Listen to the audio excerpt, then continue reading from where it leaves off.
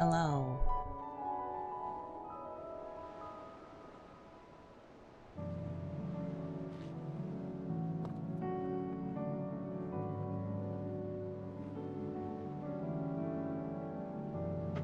Why is my camera like this? It's fine.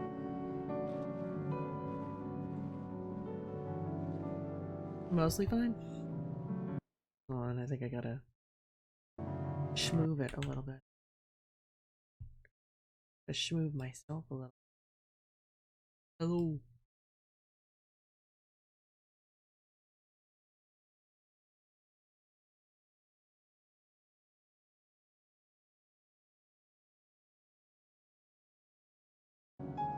Okay. So, yesterday we finished the main story of the game.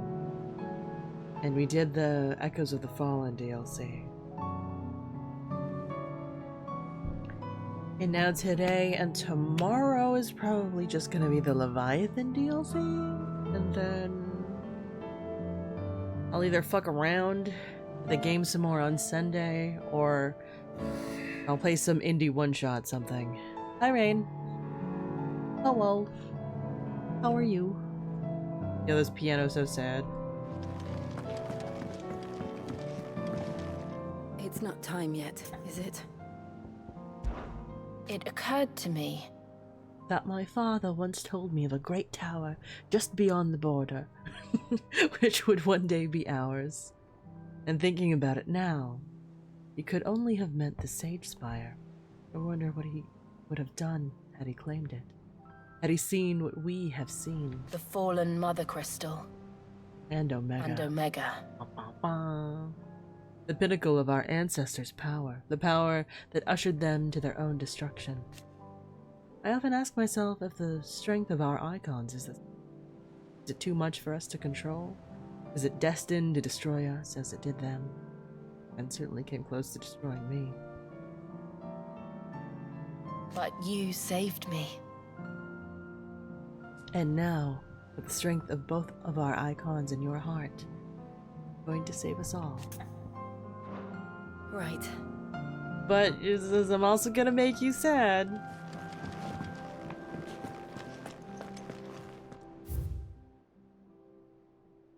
Oh? Oh. Dear Sid, I write you this note from Imperial lands. Yes, I know we said we'd be going straight home, but a little detour to trade the trinkets we'd picked up on our travels for some trusty gil seemed in order. Give the elders something to soften the shock of losing the dust crystals like. Truth is, those crystals have long been a lifeline for our people. And though I may have been quick to comprehend your reasoning that they're not but a tether to a sinking ship, humble country folk like mine are rather less receptive to. Wish me luck in turning them to the righteous. Yes, in the unlikely event that we should find ourselves driven from our home at point of pitchfork, I trust you'll spare us a bed or three. Lads can sleep on the floor at a pinch. Huh? Hello, Isha. Unmarked. Sid, I shall not waste time mincing words. Leviathan's dominant is in need of rescue, and despite my innumerable misgivings about joining hands with an outlaw of the highest disrepute, the dame has assured me that there is none better suited to the task at hand. I dare not reveal more, for fear this missive could fall into the wrong hands. But if what little I have penned here has kindled your interest, I bid you journey to the Vale in Northreach and inquire with one Layla. She will surely see you satisfied. Dun dun dun. It reads like a proposition. That's kind of the aim here. I'm pretty sure. The point. Leviathan the Lost. But why now? After all this time. Why, what now? For flavor. Oh, I'm not sure you'd believe me if I told you. After all we've been through. I doubt there's anything that could surprise me at this point. All right then. Rouse Joshua and meet me in the mess. We'll talk there.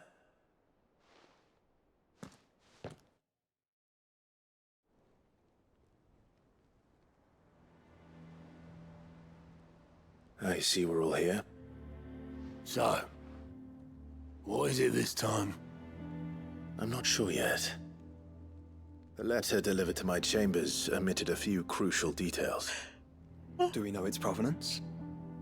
That was one of the details it omitted. But whoever the sender was, it seems the dame held them in high enough regard to point them in our direction. The dame? Well, she's not one to waste our time. It must be important. Everyone's so growly. Important might be an understatement. If the letter is to be believed, Leviathan's dominant is in danger. And someone wants us to save him. Leviathan? So the Warden of Water has finally returned. What has it been? 100 years? More. The Lost moniker dates back at least that long. Even our venerable lawsman would not have been so much as a glint in his father's eye when last the mighty serpent brought his crushing waves to bear upon the realm. But why the gap? I know it can be a few years before a new dominant's born. But over a century? Should the dominant of Water's bloodline have been severed somehow, it could have prevented a new dominant from awakening. But if one has awakened now, he couldn't have chosen a worse time. Every nation in the realm has lost its dominant. If word gets out that there is still one to be had, they will stop at nothing to claim it for their own. And the twins will be at war again, just when humanity most needs to come together. Did the letter say anything else? Only that if I wish to know more, we must meet in person. And that the Veil can arrange a meeting. If nothing else, you can be certain it ain't a trap. Famous last words. I'm coming with you. As am I. Yeah. Thank you. Both of you. And Otto. Yeah. I'll keep an eye on things here. Didn't fancy coming anyway. Thank you. I shall leave the Invincible in your capable hands. I think the growly part of their voice is they just sound so much older, right? Like with Joshua and Luhor, they sound so much more optimistic and young.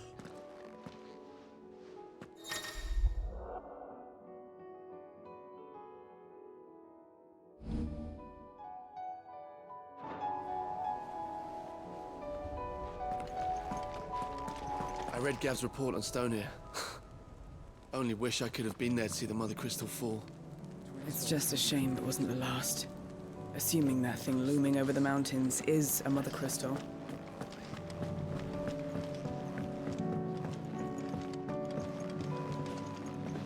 Wait, does everyone have flavor text? They tend to do so. Find Leviathan yet? So, You're off off to to the Veil then. try and keep your mind on finding whoever wrote that letter, eh? Oh, and If you see the dame, let her know I appreciate her reports. What? you let me worry about this place, eh?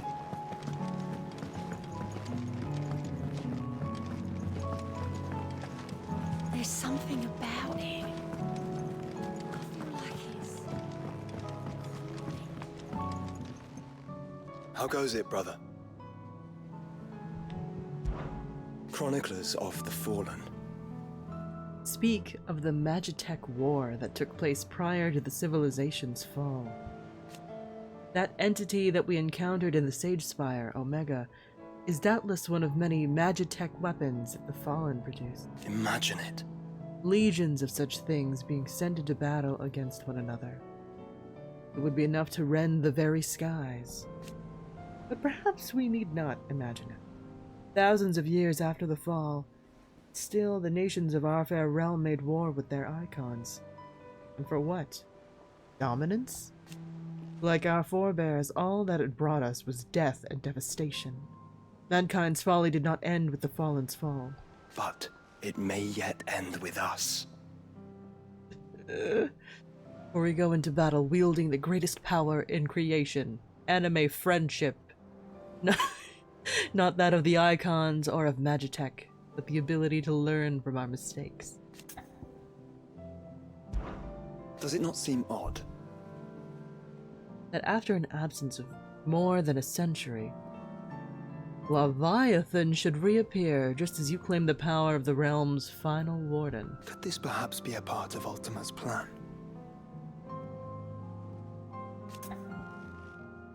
Amazing Shall that we the then? game lets you beat both a Sigma and an Omega. Hey, oh, by the way, it's Yowie Day. So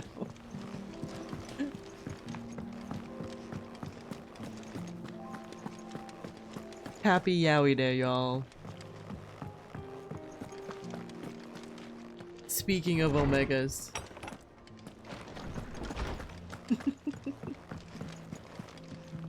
Something wrong? The world is ending. And here we are worrying that the realm will spend its remaining strength fighting for the right to claim a dominant. And for what, if not more bloodshed? Besides which, if it's true the dominant needs our help, it is not likely that they've already been claimed. Bum, bum, bum. We should be going, Clive.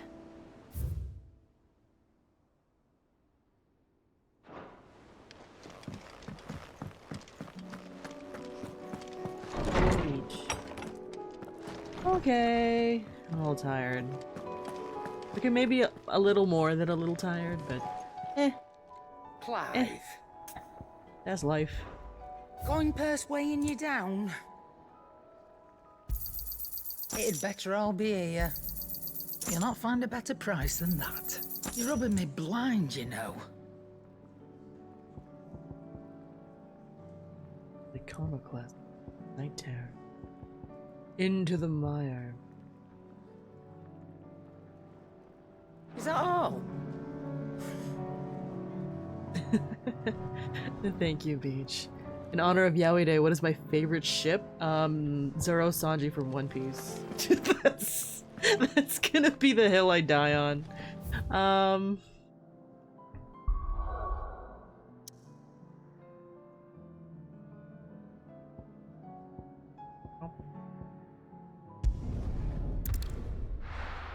Do you have a favorite yaoi ship, Rain? Also, how are you doing, Beach? By the by. Big chillin'.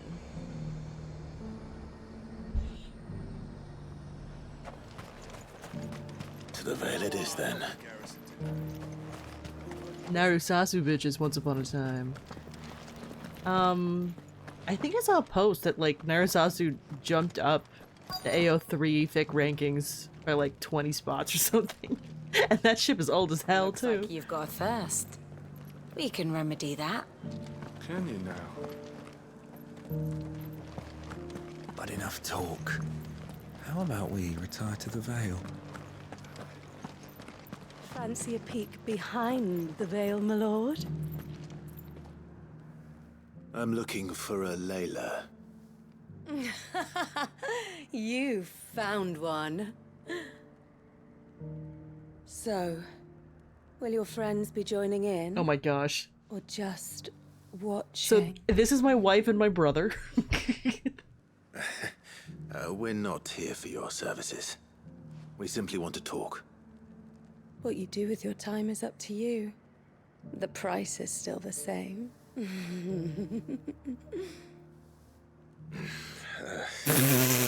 hear about the letter.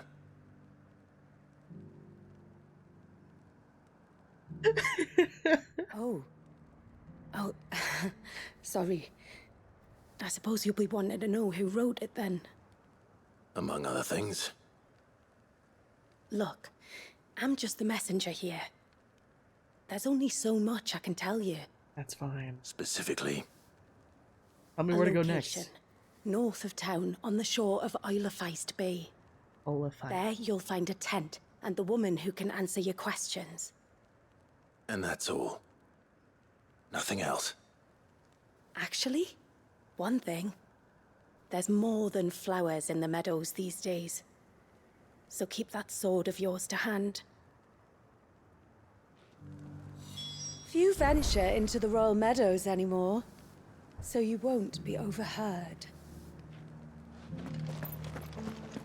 Does anyone else think it's strange that this woman should prefer to keep to the outskirts of town? Not if she realizes the value of the information she's party to. And the danger it puts her in. Clive looks so goofy with the Buster Sword. Oh, you made birria ramen? Nice. Sounds cheap. Are you here for conversation? Oh, yeah, totally. Forgive me, Clive. You doubtless have questions. But knowing what you know, I trust you understand why it would not do to speak of such matters here. Do as Layla told you. And should your curiosity be left unsatisfied, come and see me again. As if running the Vale weren't enough, it would appear I have been elected the townspeople's representative. For his part. The Duke concurred, though it would scarcely have mattered if he hadn't. So unanimous was the clamor. Had he known that trying to pit us against each other would only result in our bonds growing stronger, I dare say he might have taken a different approach. He underestimated us. Though, to be fair, we underestimated ourselves. Northreach will only ever be as strong as the sum of her people, and it was when we stood united that we stood tallest. We cannot simply rely on a wall to protect us. We must be the wall, and I intend to be, when my other roles permit. Well? I think it's safe to say we showed the Duke of not the error of his ways. The problem with so many leaders of men is that they know little of the men they wish to lead. Having seen firsthand who we are and what it is we fight for, perhaps now he will better understand how to govern us. He is already in talks with the merchants about fortifying the markets and constructing new housing on the far side of the wall, which should certainly endear him to those who, until recently, would cheerfully have tied a noose around his neck. Why? He even made amends with his daughter Sabine, for as long as one might, with as fiery a spirit as she. Yes. Despite the Duke's many failings, which are divers and plenty, mind you, I believe his love for the Empire, and his desire to see it endure in its darkest of days, are sincere. And who knows? In time, we may yet allow him to add Duke of Northreach to his list of titles. The last few years have been anything but kind to Northreach, yet we've managed to endure in spite of it all, with a little help, of course. And while it's still a shadow of what it was before the fall of Drake's Head, the town has rediscovered something I had given up for lost. Hope. Hope that tomorrow might be a better day. You can see it in the eyes in each and every one of us, in our smiles. Belief that we all matter. We can all make a difference.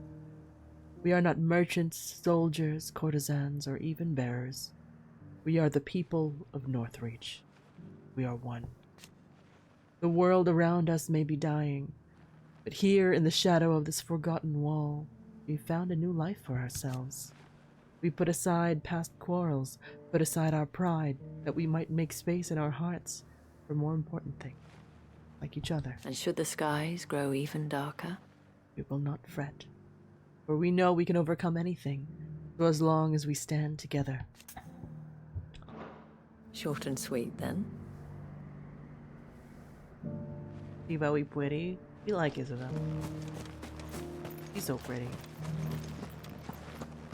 The garrison may have kept the whites from the walls. I haven't seen any of those beastly blue-eyed fiends of late. You can go out through the garrison one.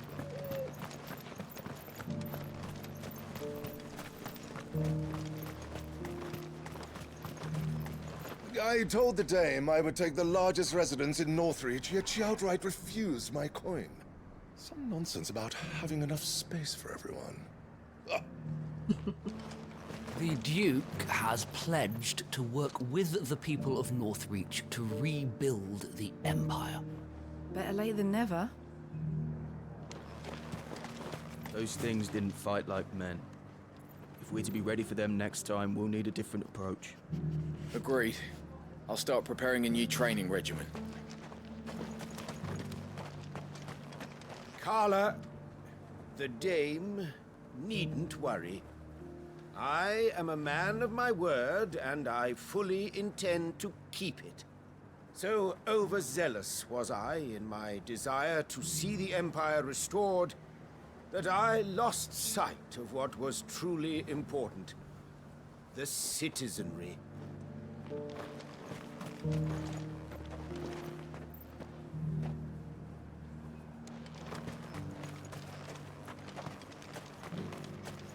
Okay.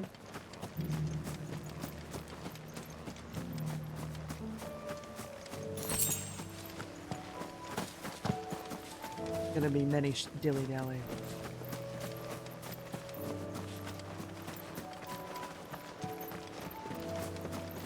It is very pretty.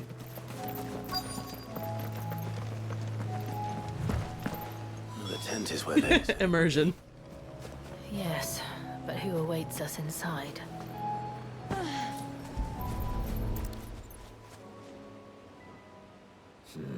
It's empty. Why am I not surprised?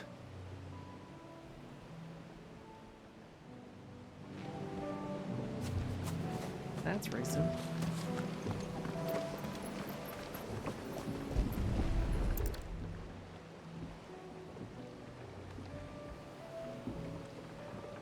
The boat. No prizes for guessing who that belongs to.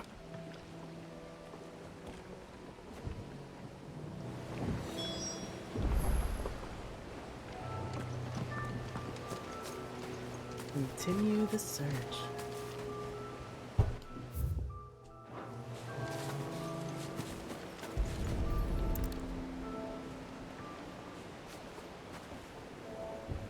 The embers are still warm. So you're Sid. Hey, what's up? And Sid's wife, and Sid's brother, and Sid's dog.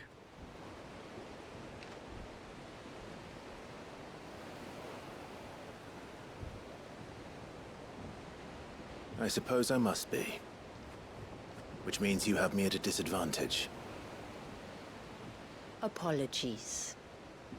I am Shula, tributary of Mysidia, final haven of the Moats of Water. Ooh, the Moats of Water. What an accent. The very tribe into which it was believed Leviathan's dominant was born. A people notable for their sapphire eyes and ivory hair. Yet that would be impossible, since the tribe famously... Vanished. Was exterminated. Despite the best efforts of both church and state, we are still very much alive. Though we've managed to keep that fact hidden from good Krieger's faithful for over a century. Along with Leviathan's dominant.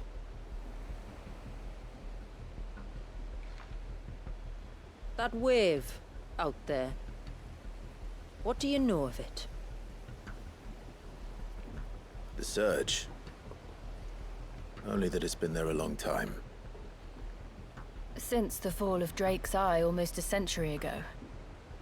Some claim the two are connected, but none can speak with any certainty. So in other words, you know nothing. Not that I'll hold it against you.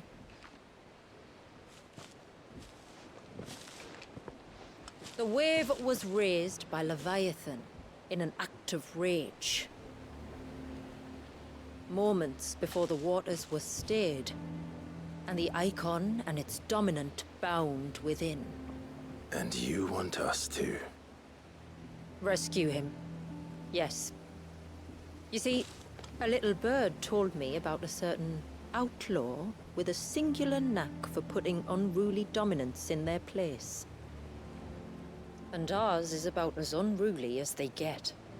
For years, we've searched for someone who could hold their own against an icon. Someone just like you. So what do you say? Will you help us? What exactly did your dominant do to warrant this punishment? What did he do? He committed the greatest crime one of his kind can. He was born.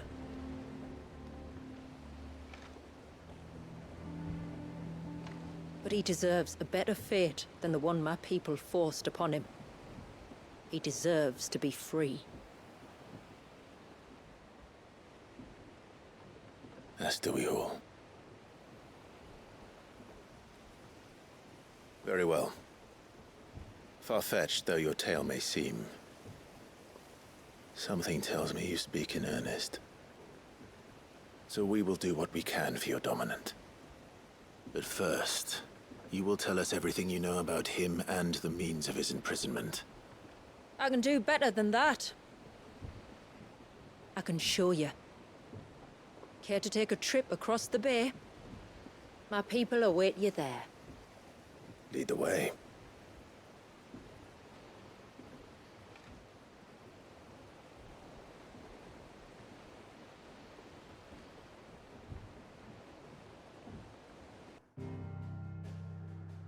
Ooh.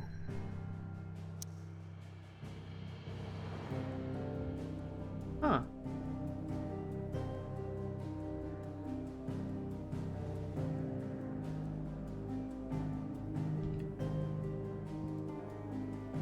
The Lost Cloak.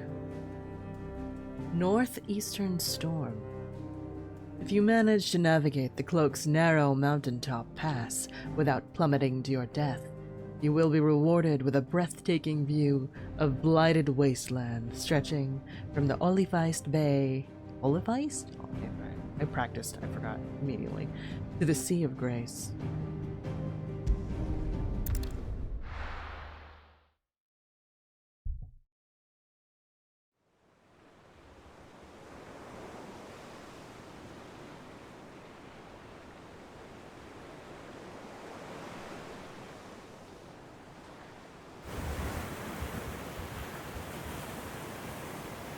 All right, you might want to hold on to something.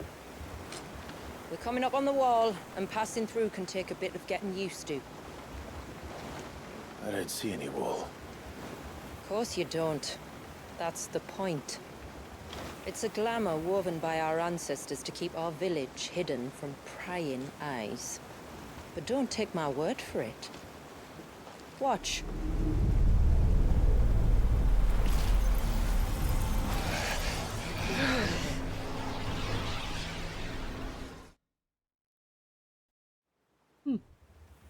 Oh, that was worse than a slug of Bacchus wine. Clive, the sky. It's blue, but how is that possible? You do know what a glamour is, don't you? Ours just happens to work both ways, and a good thing too. I wouldn't fancy staring at those sickly clouds every day.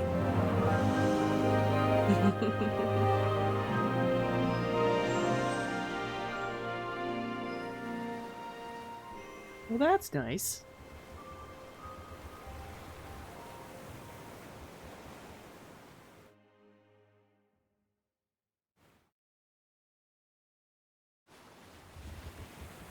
And that concludes our little voyage. We're here.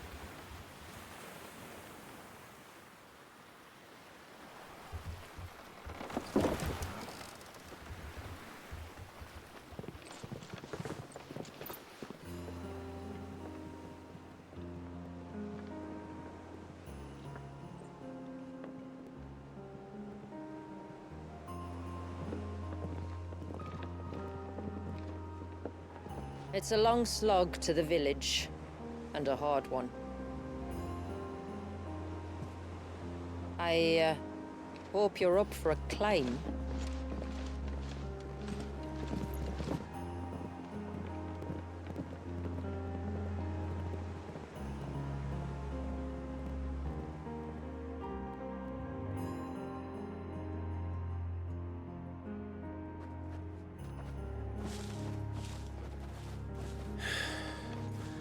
Finally. What? You didn't think we'd arrived, did you? The village isn't up here. It's on the other side of the mountain. Of course it is.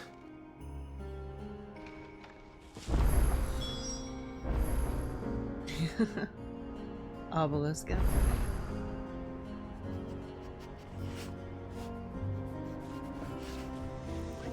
Oh. Oh. Huh.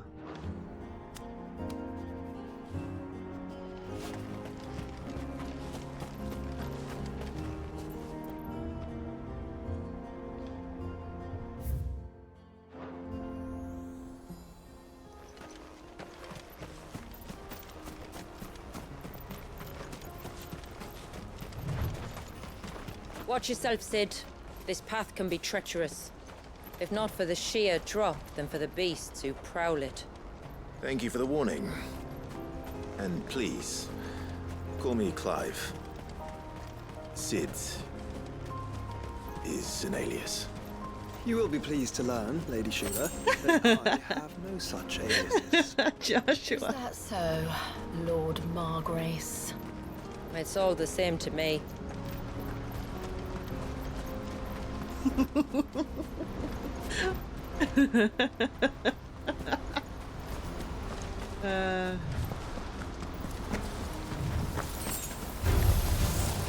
was wondering where their pickleball sent.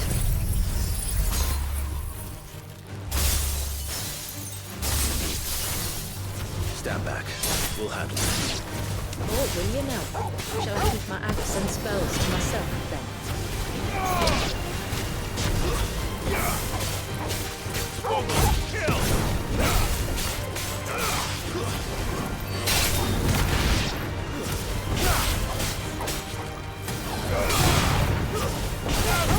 Joshua being a little shit is always a pleasant surprise. Earlier you mentioned spells, yet I see you carry no crystals. Since when did a bearer ever need crystals? But then, where is your brand? What part of seclusion, Waiting for me Joshua? in Sunbreck, if I ever get careless. Then it's in for a long wait.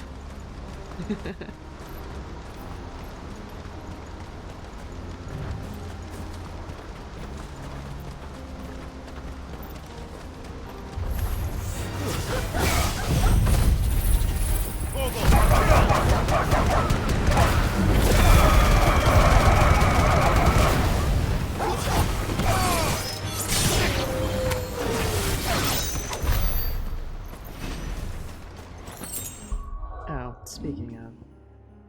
I just had these on.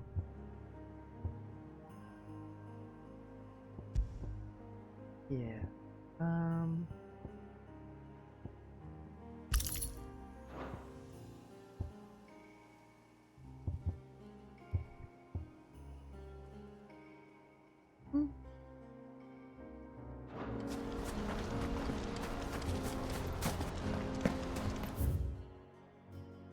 Folk talk. We're almost at the summit. From there, you'll have a better view of our home.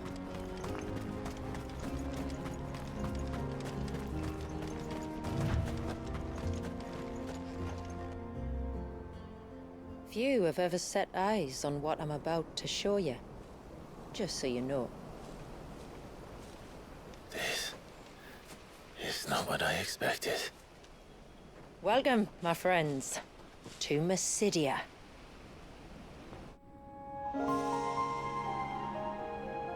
Ooh.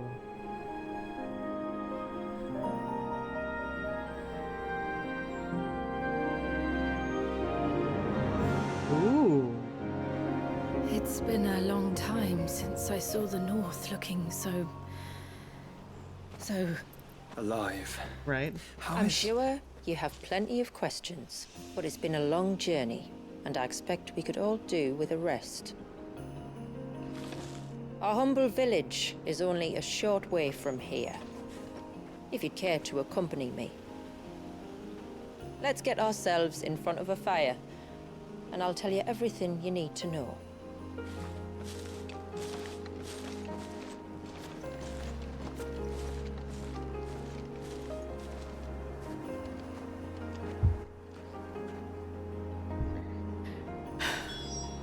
It's beautiful, Shula. And we aim to keep it that way.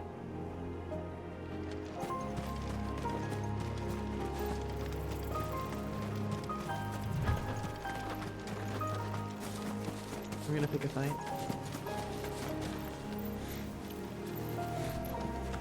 They're not even there.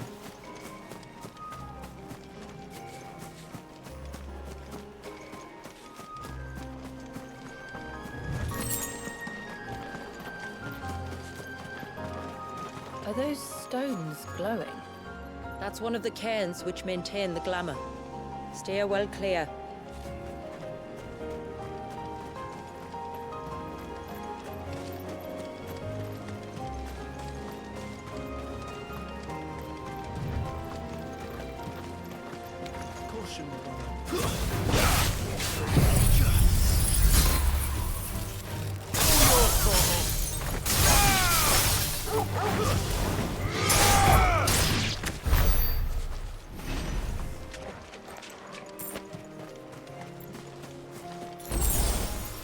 If the surge was an act of rage, One wonders what prompted it.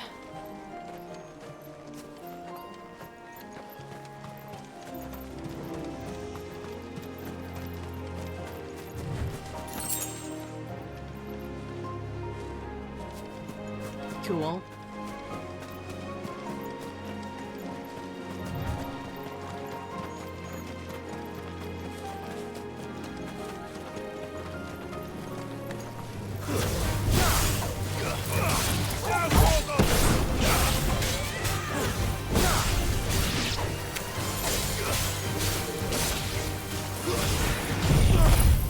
All yours, Torgal.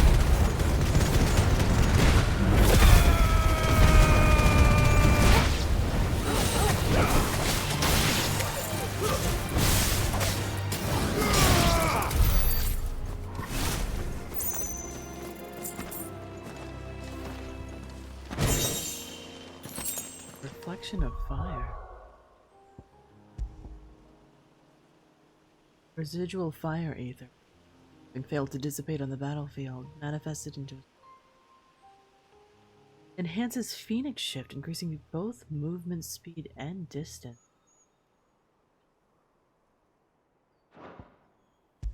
How good is that?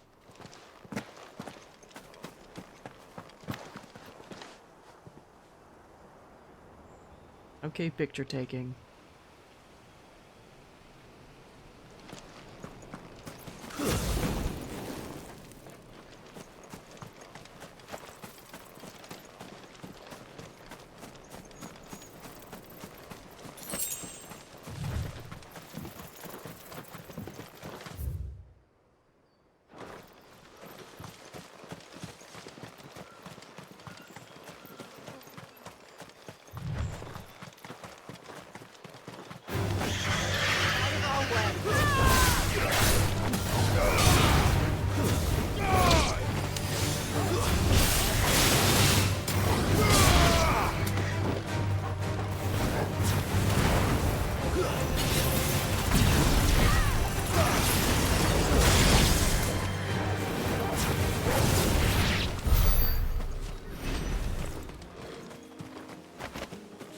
could we not have spared ourselves the mountain crossing by landing further north? In clear view of the bay.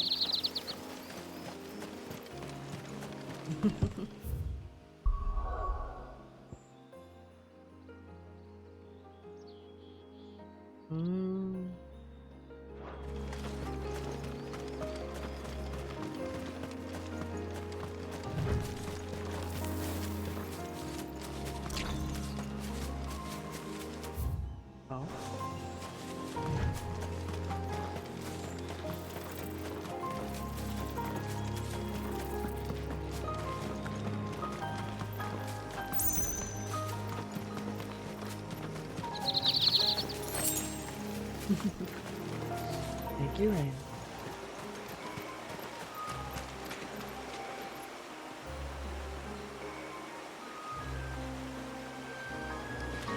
It's so pretty. Do you think the glamour is gonna get fucked up at some point? Is this place gonna remain accessible after I complete the quest?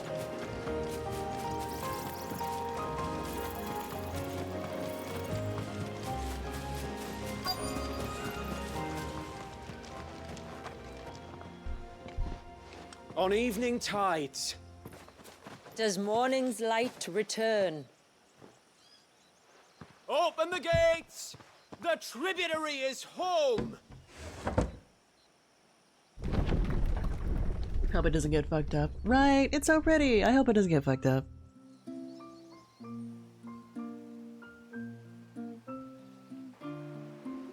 Super cute twinkly music.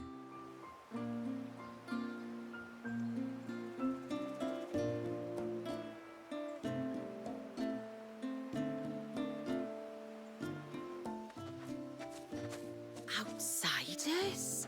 Well, I never. Look at the size of that dog. All right now, back to your duties. You'll have to forgive my people their curiosity. We don't get many visitors. Or any, truth be told. Then we are honored to be the first. This is quite extraordinary. Like stepping into another world. So do you believe me now?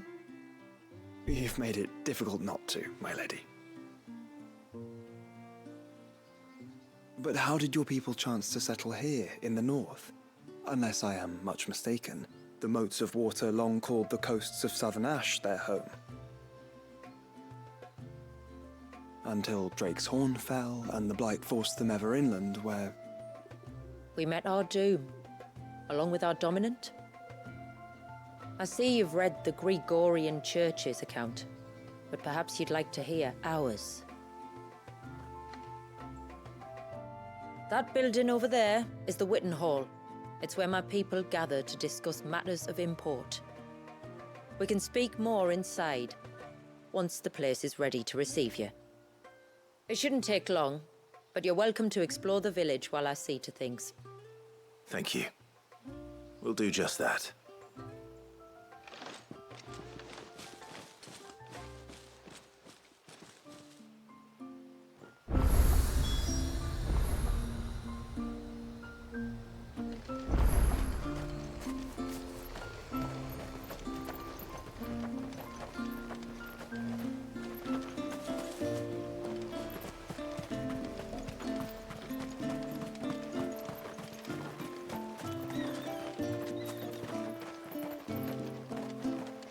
The stalks are thin, the leaves limp.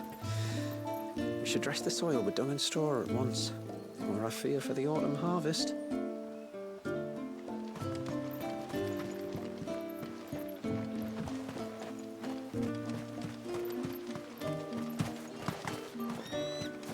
I give you my grain, you give me your eggs. Everyone's happy. Except for the eggs, maybe.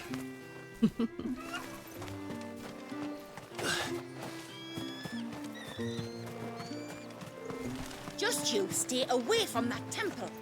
Do you hear me? I heard you the first time.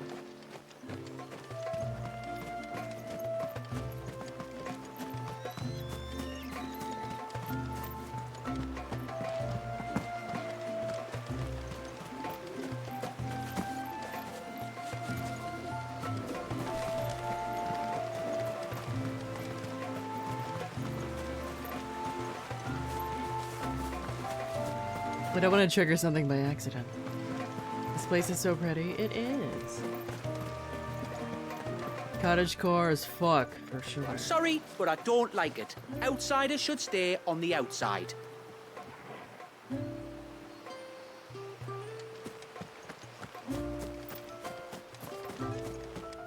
That'll be them then. Don't look like much if you ask me.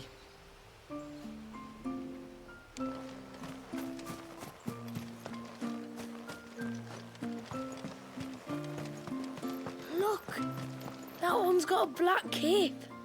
Do you think he's the leader?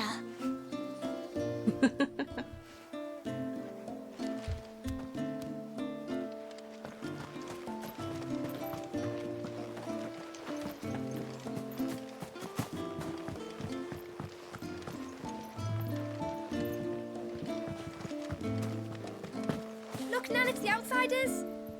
Hush! It's not polite to call outsiders outsiders.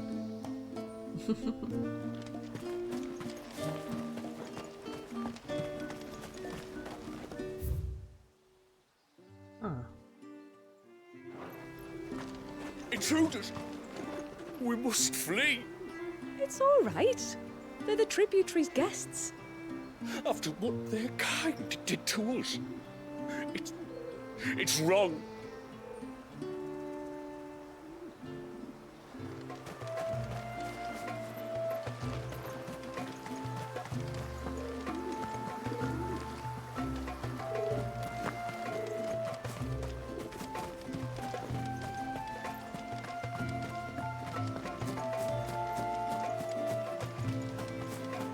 How long do you think this bridge has been standing here? Oh, at least as long as we have. You fought Bahamut in space. I mean, yeah, that certainly happened. Suddenly, there were curls everywhere I looked. It was all I could do to make it back to Haven without being torn limb from limb. All you could do. And there I was thinking you were a bearer.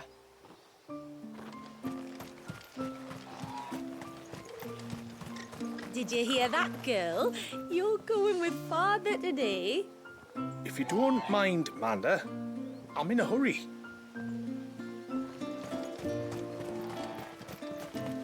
The tributary is in the Witten Hall, as you should be. I just wanted to say hello.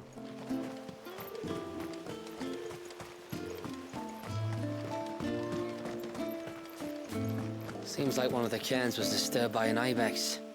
As if we didn't have enough to do. Busy or not, though, we'll need to see to it soon. Don't want the glamour unraveling.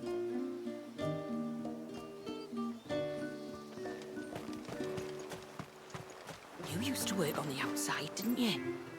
Is it really like the sea it is? If you mean filthy, noisy, and rank, then no. It's much, much worse.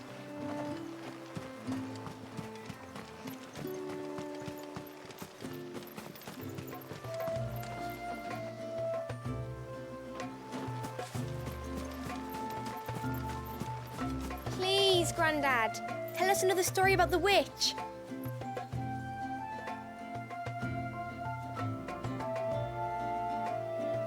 No.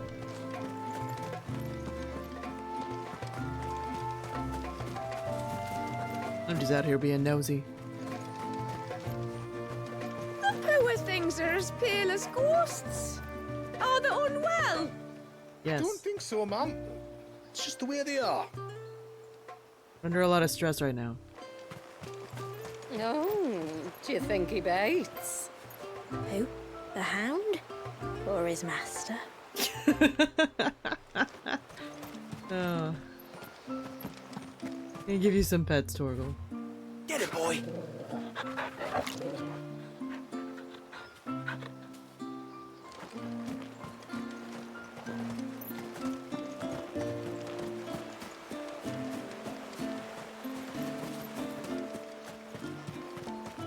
Welcome to Haven. The tributary awaits you within the Witten Hall.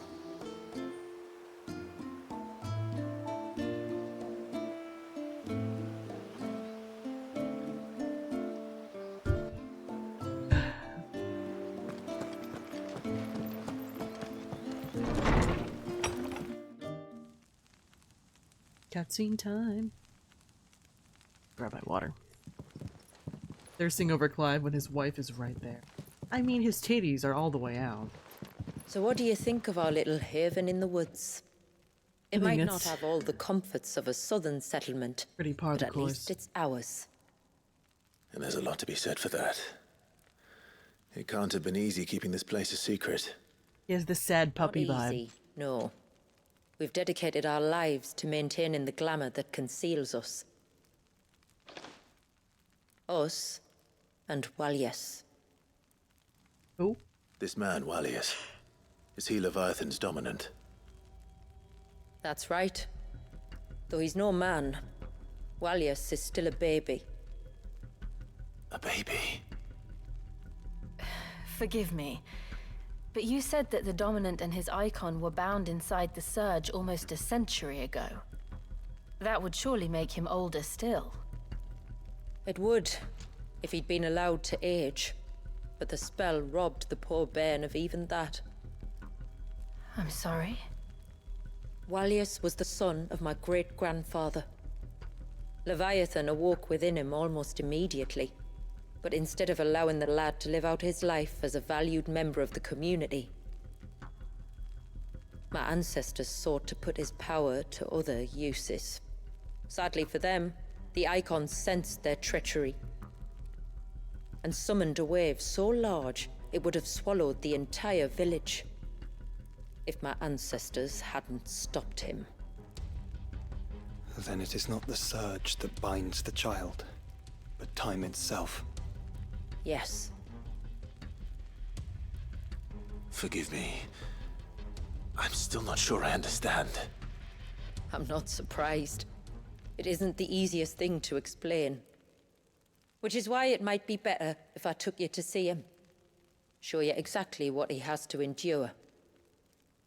That is why we came. Then let us be off. There's a road that leads north from the village. It'll take us right into the Surge.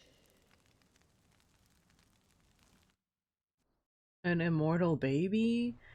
Well, like trapped in ice Avatar style. Are you bound for the wave, tributary? We are, Delina. Have you spread the word about our guests? I have. Everyone knows to treat them as family.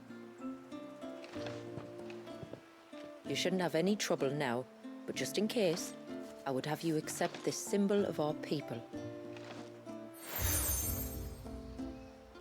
Sleeceless Rill. That's very kind. Another badge for the Boy I Scout look forward to sash. meeting the family. The feeling's mutual.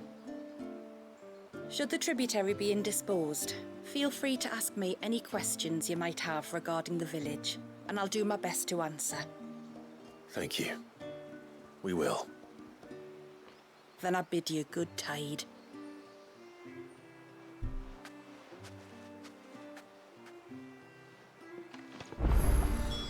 Our storehouse lies across the bridge. If you're short of supplies, you may find what you need there. Though we will have to ask you for recompense, poor as we are. Side quests?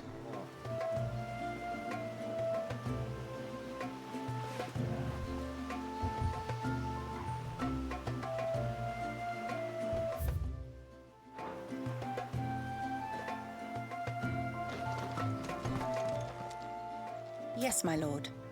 Ask about Delina. My name is Delina. And I serve as adjutant to Lady Shula, tributary of Mysidia. While other adjutants who came before me played the role of guardian as well as aide, Lady Shula is an able warrior in her own right, and requires no protection.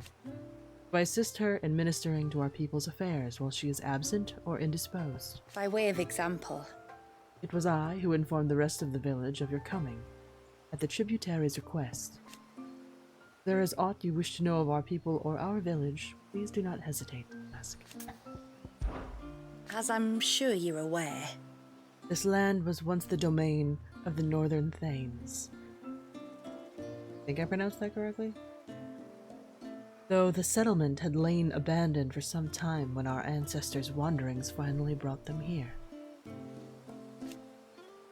Remote as it was, it seemed to them that the ideal place to settle, and they duly cast the glamour over it, that their new home might remain hidden. the secret of the spell itself. I'm surprised that the text size has changed to fit in the box. The secret of the spell itself had been passed down from generation to generation since the time we left Ash. We used it to disguise our camps. The custodians of the lands through which we wandered should not learn of our trespass. And it was these temporary enchantments which led our ancestors to contemplate a more permanent solution upon arriving here. So they built the cairns. Filled with all the shards of crystal the tribe could spare, and summoned forth a glamour large enough to cover the entire land. and for many days and nights thereafter their bearers labored to attune the spell, that the outside world might see this place slowly succumb to the blight. And thus we hid ourselves away. Welcoming none in our private haven, until you, that is. At first the spell only worked one way. It was only after the skies changed that we conjured a second illusion, for the benefit of those inside. It was Lady Shula's idea. A salve for the nerves of those who feared the roiling storm clouds were a harbinger of the end. I pray that it brings you a little relief from the darkness of the world beyond the wall, as it has done us. Our story began on the narrow coasts of southern Ash, where, for want of arable land, we relied on the mountain rains to quench our thirst, and the bounty of the sea to fill our bellies. And thus did we learn the value of water. After the fall of Drake's Horn, we spent decades in exile, drifting across the deserts and snowfields of the Twins, till at last we arrived here, Presidia, our second. Here, found mountains, rivers, and seas, not unlike those of our first home, Ash. All that we lacked, crystal. We have no mother crystal of our own here, nor have we ever received any stipend from our neighbors. Were it not for the few shards we had been able to stockpile during our wanderings in storm, we might never have survived the first few winters, let alone cast the glamour that protects us. For to demand that the bearers among us sacrifice their lives for the benefit of the others was never an option. The hardships we had faced on our journey had brought us together, and we would not be divided again. Thankfully, our unity proved our strength. And so here we have stayed, dependent only upon the blessings which this land provides us. The springs, the rivers, the seas, these are all we motes of water need.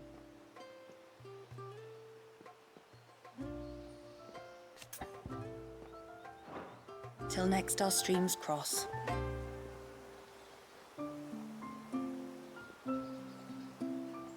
My brain is poisoned. I think of crossing streams and I don't think of wholesome bodies of water. It's fine. Sid. Huh? Hi. You're surprised the other DLC didn't have side quests? I mean, the other DLC was a lot cheaper and shorter, right?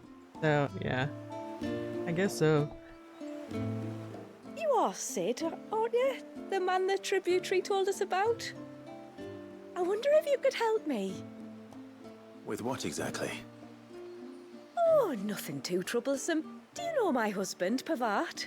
He's the village smith, among other things. Anyway, his name day's not far off, and I wanted to make a gift for him.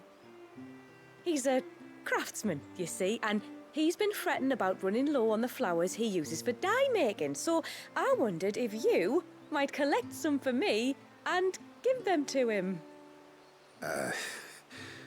Would this gift not be better coming from you?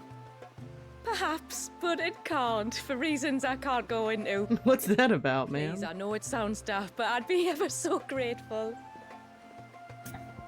Okay. Fine. Which flowers does your husband need? The sweet little blue ones that grow around the fount. Elder's blessings, they're called. Wait, why do I have to do it? We use them to dye our fabrics so we always feel close to water like they are. You don't need to go to the trouble of picking them yourself, though. Just speak to the field hands and ask them to share their harvest with you. 2 basketfuls should be enough for my husband to be getting on with. 2 basketfuls it is. For reasons that she can't get into. What do you mean, man? Is she allergic? Speak to the flower pickers by the pond. Tell them it's Elder's blessings you're after. 2 baskets of them. I guess. I think we'll find out. I'm not arguing. The child must be saved. But does it have to be them that do it? If not them, then who? I don't see you running off to the surge. Hey, what's up? If you want something from the forge, you'll have to wait your turn. Got my hands full as it is. Though not with what I need, thanks to the love of my life. Oh, he's mad at her? Is it why she can't do it herself? Excuse me. I wonder, might you be able to spare a basket of Elder's blessings? Pavart's wife tasked me with collecting some for her husband, and suggested that I speak to you. Ah. Werda wants you to bless her better half with the fruits of our labour, does she? Is that a weird ask? Go on, then. Give the old fool something to squirm about. What? I'm sorry. What? Ah, don't worry about it. What? An old fool Pavart may be, but if you come bearing gifts, he's not fool enough to turn you away. I'm glad to hear it. Thank you.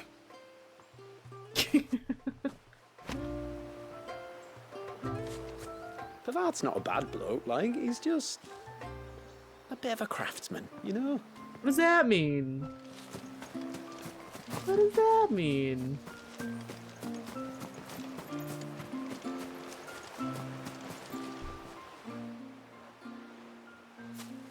Ah, welcome to Haven, friend. Thank you. Forgive my presumptuousness, but the smith's wife has asked me to make her husband a present of some Elder's blessings. 2 basketfuls, to be precise. Well, I have 1, if that's any help. It is. I'm much obliged. They really are beautiful. Aren't they just? Though that's not the only reason they have a special place in our hearts. Legend has it that when our people fled from Ash, the tributary of the time took some seeds with them. And as they wandered high and low across the Twins, he'd plant them wherever they stopped for water. Every elder since has done the same. So when we finally put down roots here in Mysidia, the flowers did too.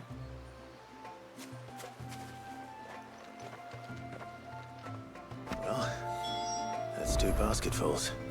Time to visit Pavart. The Elder's blessings are a symbol of our people. I'm glad you like them.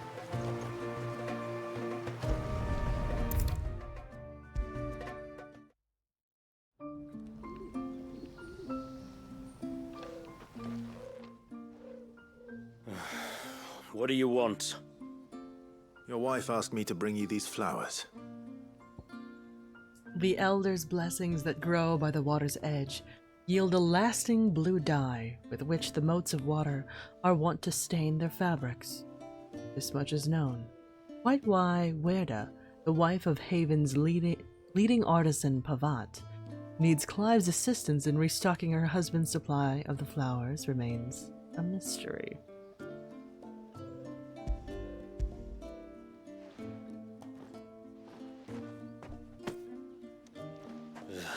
That woman. Come out. I know you're there. Who? Me?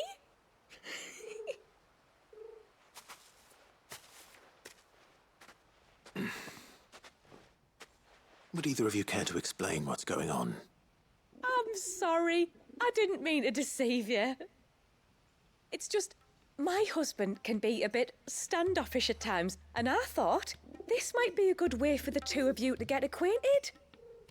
What with you being a swordsman like, and him being the only smith in the village. It'd be a shame if you couldn't turn to him for help. The only reason he couldn't turn to me for help is because I had my hands full with all the orders you lot dumped on me. I'm pretty much done with them now, though. But, for the record, the tributary said that we were to lend you outsiders our aid, and that's exactly what I was planning to do. With or without my darling wife's meddling. Still, here we are. Acquainted. So, if there's out you need, just bring us the materials, all right? All right. Grumpy blacksmiths everywhere. All right, then. And tar for the flowers. I was running low. You use them for dyeing, I hear. Aye. Crush the petals and it makes a fine and lasting blue. We use it to stain the cloth for our tunics and pennons. To remind us where we come from, like. As modes of water. Children of the sea. That's right. The pattern too was left by our ancestors. The Ceaseless Rill, it's called. It symbolizes the river of our tribe, with the strength of Leviathan running through it. And no matter how that river has ebbed and flowed, changed its course, the flowers have always been with us, growing on our banks. I should get back to work. If you need something crafting, let me know. I will. It was a pleasure to meet you. Wasn't it just?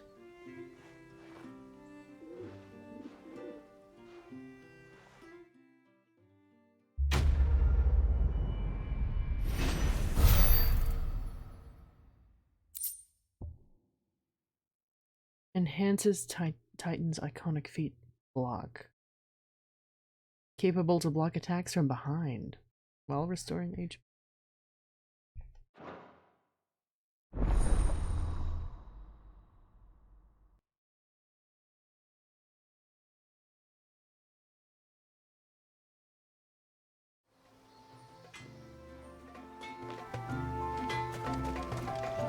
Reckon my steel's just as good as any.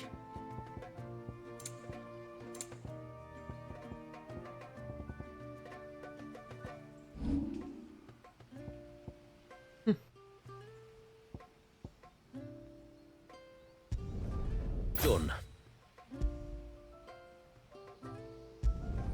Better than you. Done. Better than you.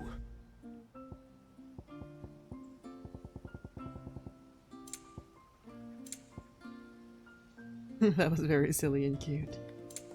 Yeah, it was.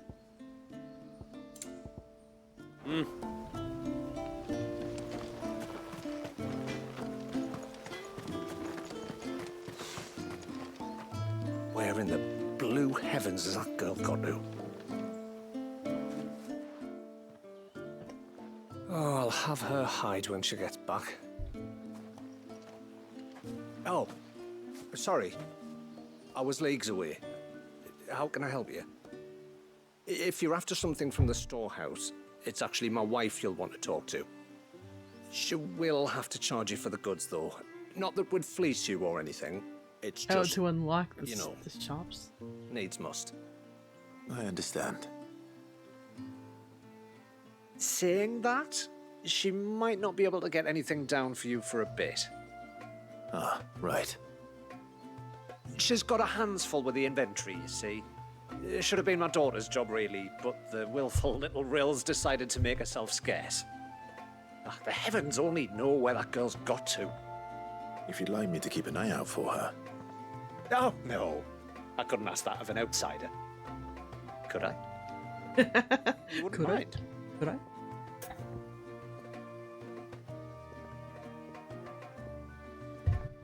All right. Of course not. She won't have gone far, will she? I hope not. But I've scoured the entire village for her and come up empty-handed. Can't help thinking she might have gone on another one of her little adventures. Ah, a free spirit, is she? Aye, that she is. Can't get her to sit still. Especially once you heard you lot were on your way. Outsiders! You should have seen her little eyes light up. Oh, if she wanted to watch you arrive, should have made for the low gate where you first came in. The guard there might have spotted her. Maybe you could ask him. Ruka, her name is. All right. I'll let you know if I find her. Try not to worry.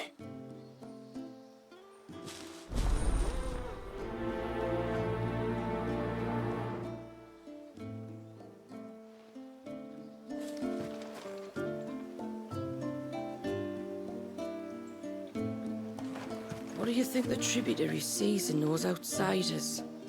Enough to welcome them into our midst, and so we must do the same. Did you want something from the stores? The tributary told us you might, and that was to share what we could with you. But we were meant to be taking a full inventory, and I won't know for sure what we can spare till it's done.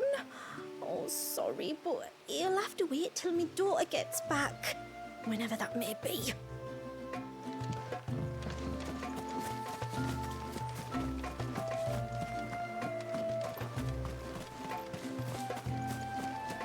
Hear me, mine ancestors. Grant me the strength to tame the troubled waters of mine heart, that it might at last find serenity.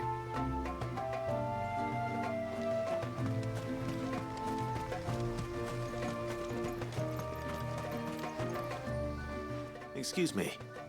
You haven't seen the storekeeper's daughter, have you? Little Ruka? I have, as it happens. She went out through the gate not long ago. Out of the village? Alone? Aye, she does it all the time. There's a path off to the left which leads down to the river. Nice little spot, that. And safe as you like. The beasts of the mountain don't dare come so close to the village. That's where she'll be. Go and have a look if you don't believe me. I will. Follow the path to the left. Ruka will be playing down by the river. Trust me.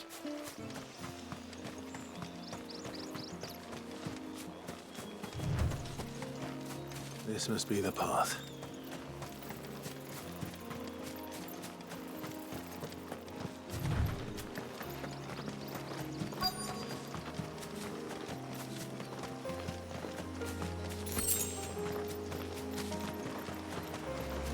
They're not here either. Hmm? It's you! I've been looking everywhere for you. You must be Ruka. You know my name? Can you lot read minds? Your father asked me to keep an eye out for you. You left without telling him where you were going. He was worried. But I went to look for you. Well, now you found me. What do you say we head back to the village and let your father know you're safe? All right. And on the way home, you can tell me all about the world beyond the wall. I want to know everything. It's big, scary, and sucks a lot. Everything might be a stretch.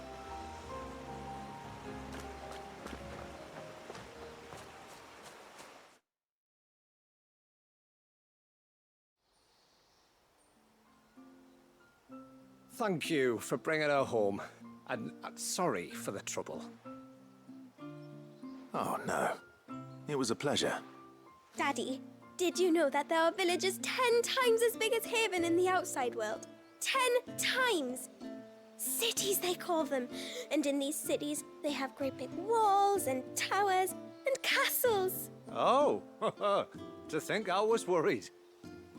You can tell me all about the outside world later, Sweet Pea. Now go and help your mum with the stores. All right.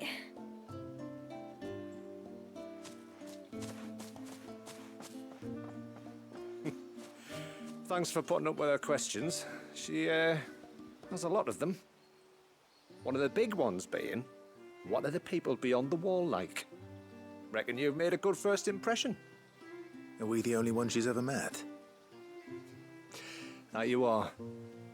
The rest of the world can't know we're here, so we'll have to be very careful who we're letting in and out.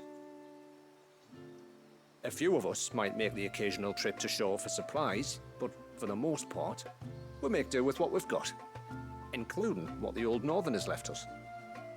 Yes. You built on top of the old ruins, didn't you? Well, they make for fine foundations. Their masons clearly knew what they were doing. That's one thing we don't have to worry about. Oh, it's everything else that's the problem. Medicines, metals for tool making, anything like that.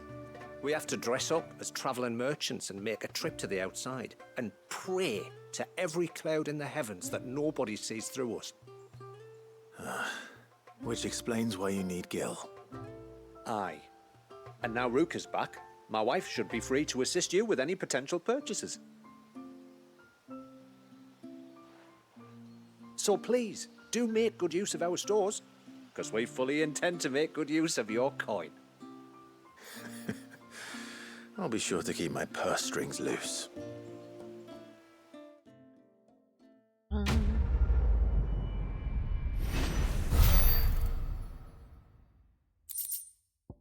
Ageless. Rendered from the fat of boar or bison, or in the case of Mysidia, chocobo or ibex. Tallow is widely used in the manufacture of foul-smelling candles and oily soap. Blacksmiths have also been known to employ the substance in the final stages of polishing steel. This particular sample appears to have been affected by a surface, which has somehow slowed its degradation, allowing it to maintain both its vibrancy and viscosity, despite having been left intact.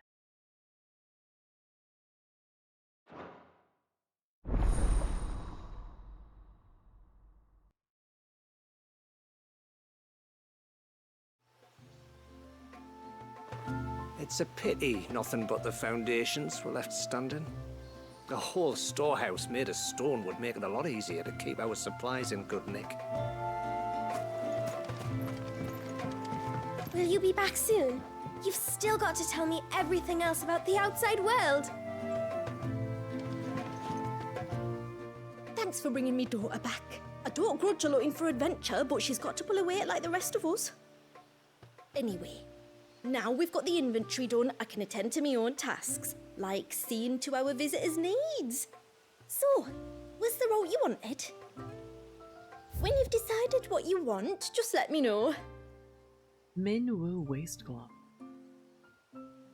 It is suspected that the dye made from flowers known as Elder's Blessings, grown in Mysidia, not only gives the motes of water's clothing its vibrant blue hue, but that ethereal residue attributed to an ancient spell cast upon the land somehow increases the dye's permanence, which, in turn, renders the cloth applied thereto more resistant to both damage from external forces and natural degradation.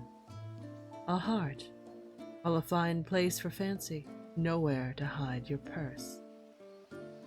Mote of water witticism. May it serve you well. Minwu arm ring. Upon their 16th name day, every mote of water is fitted with a hand-carved wooden torque that they will keep for the rest of their lives, a vestige of their tribe's long years of wandering following the fall of Drake's Horn, in which the loss of members was commonplace. The ring represents a singular bond between the motes that transcends both physical and spiritual distance. Know that even should you walk abyss, our hands will guide you home. Mote of water adage. Here you are.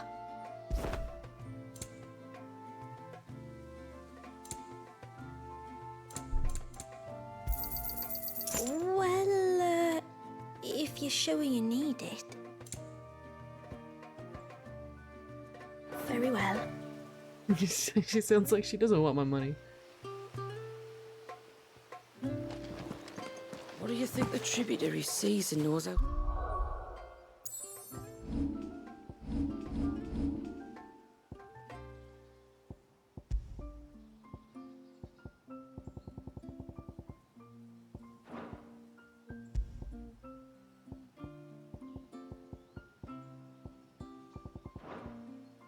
Ciders.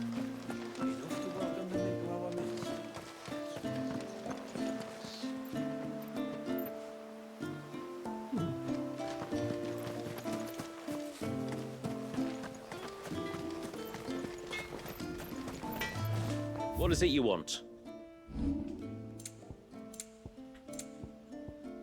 Till next time, then. Okay, progress it is. How long do you think this bridge is? Cool that you have side quests to open the shops. It's a nice touch. Suddenly, there were curves everywhere. I wonder if there will be side quests just to hang out, but... Off to the surge, are you?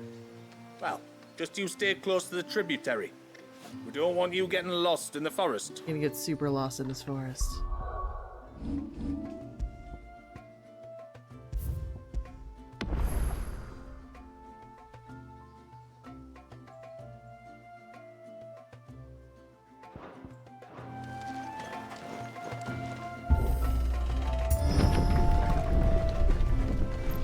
There's a pair of ships just up ahead. Ships? But are we not still leagues from the shore?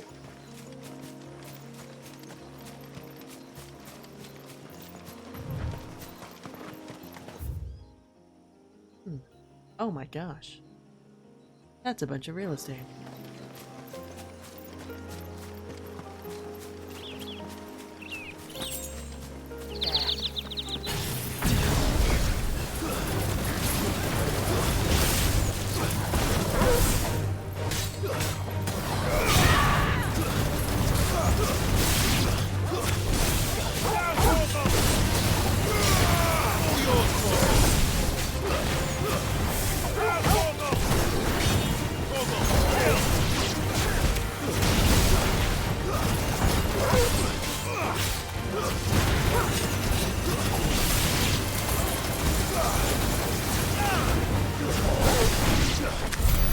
That is a distance increase for sure.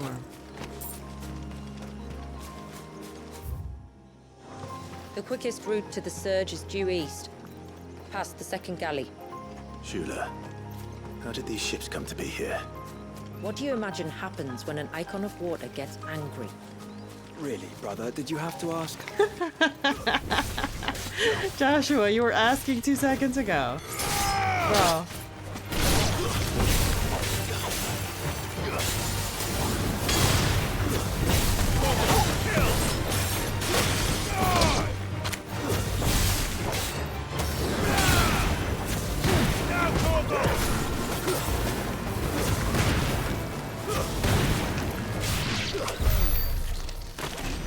Right, as if he didn't ask first. Silly.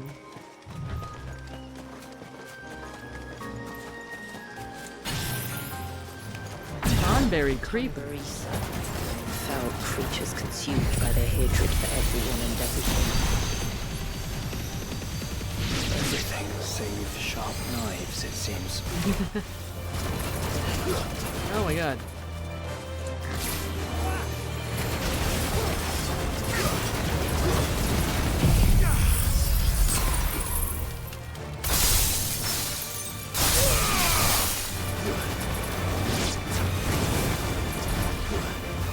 This one.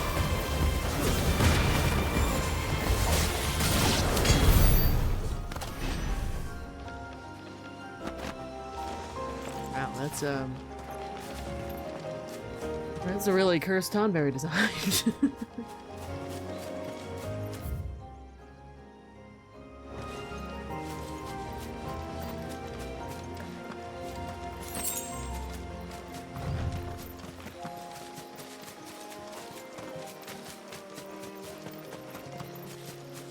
Because at least the other Tonberries are cute.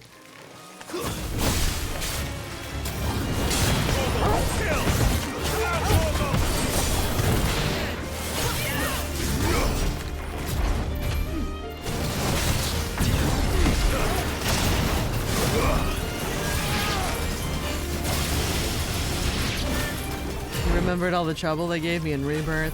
5, what was it, 10 Tonberries at once. Because it was also just crowd control on top of everything else.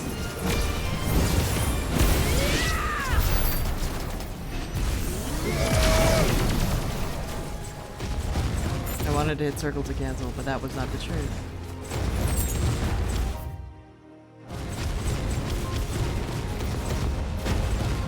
Imagine if the Tonberries look the same as here.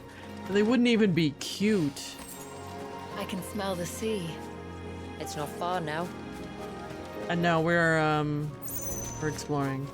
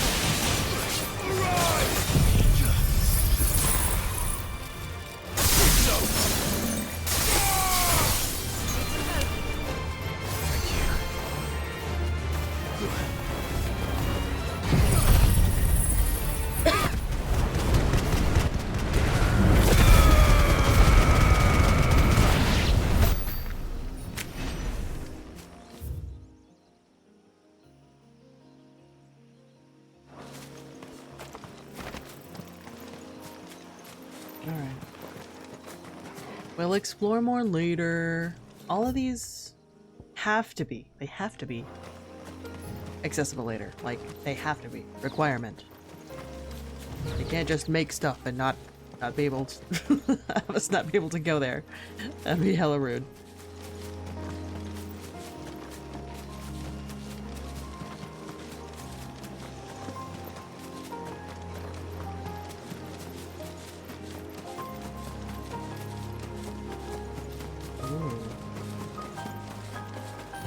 How will we reach the surge? We'll follow the coastline north. There's a bridge that'll take us across to the cape.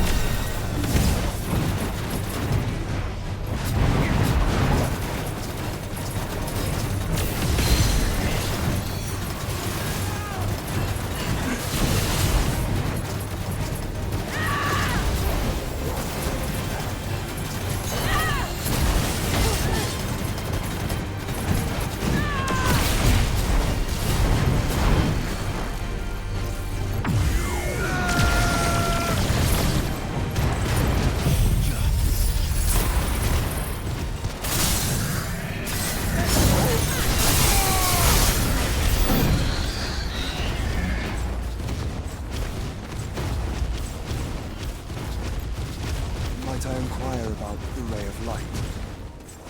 It's what prevents the surge from being reclaimed by the sea.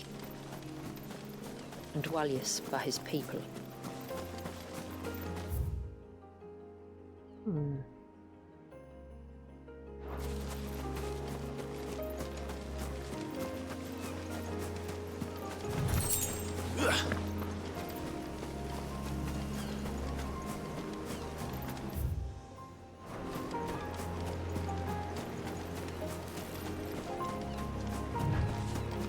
I wonder what does block the way.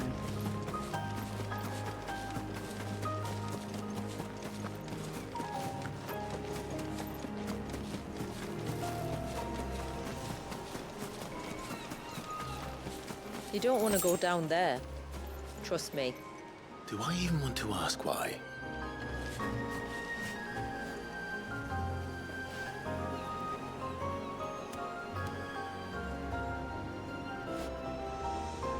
There's a structure or something down there.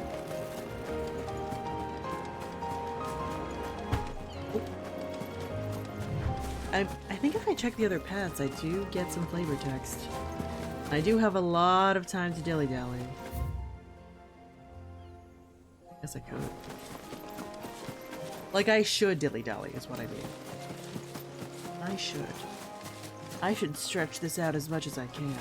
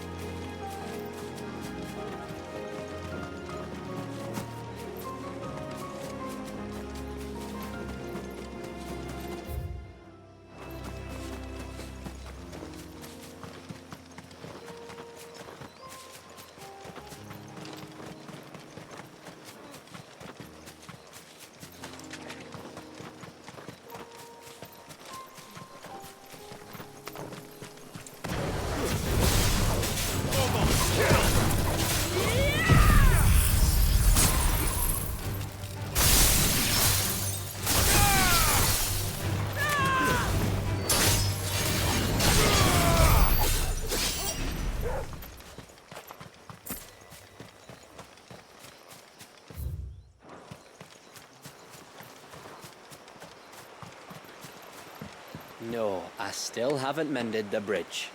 And I never bloody will if people don't leave me to my work. Curmudgeonly carpenter.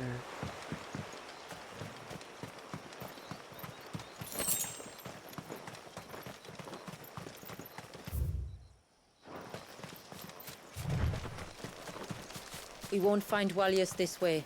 The sea lies behind us. Yeah, but like, the time for dilly-dally.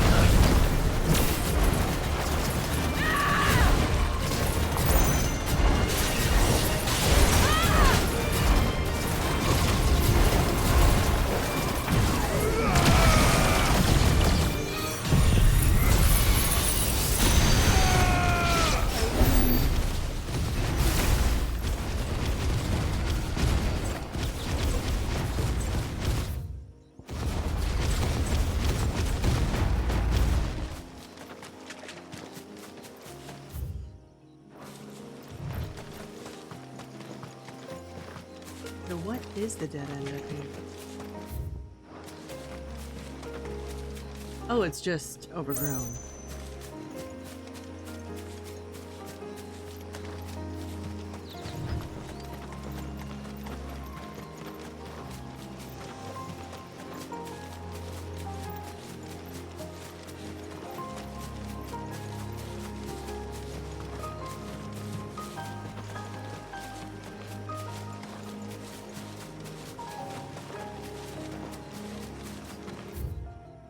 The Dark Gate.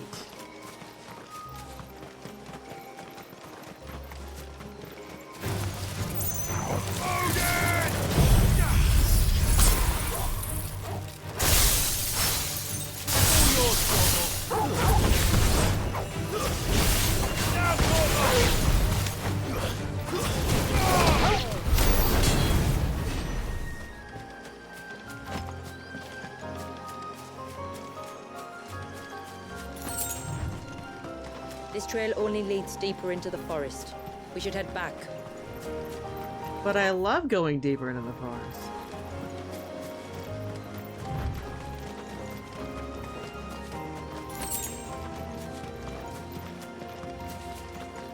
Oh, the gate's closed anyway.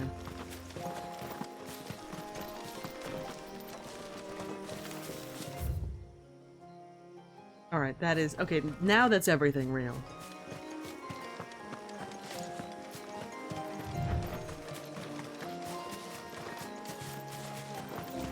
It's an extra few minutes of dilly-dally. Almost midnight.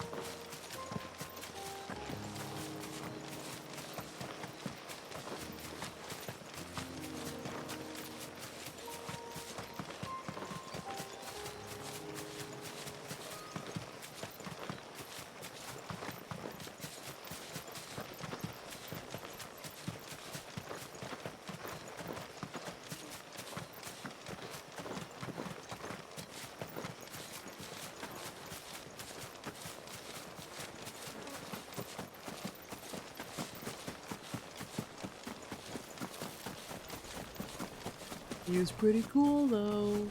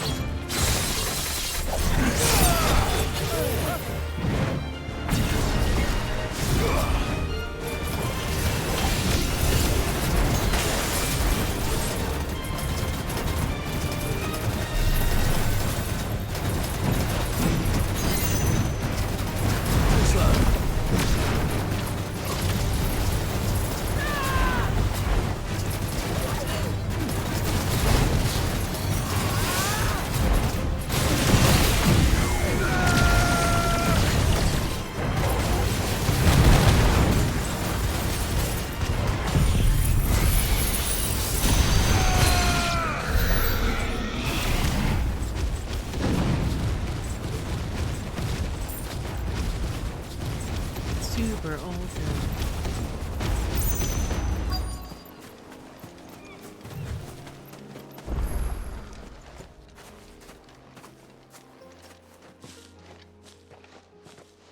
You said before that the child is bound within the surge.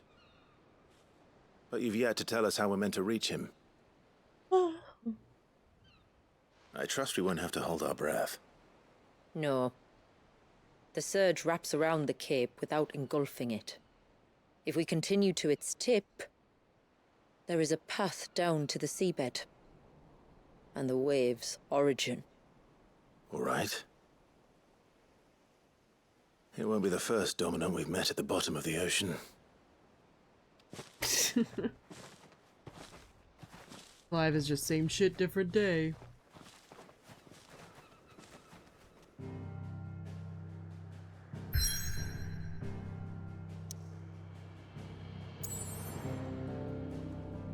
Tailwind Bay.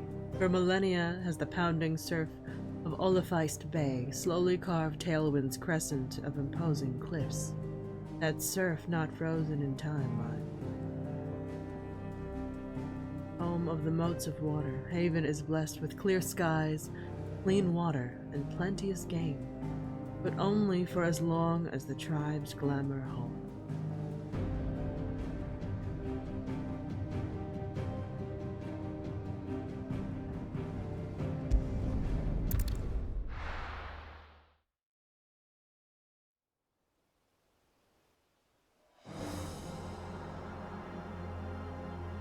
Cool.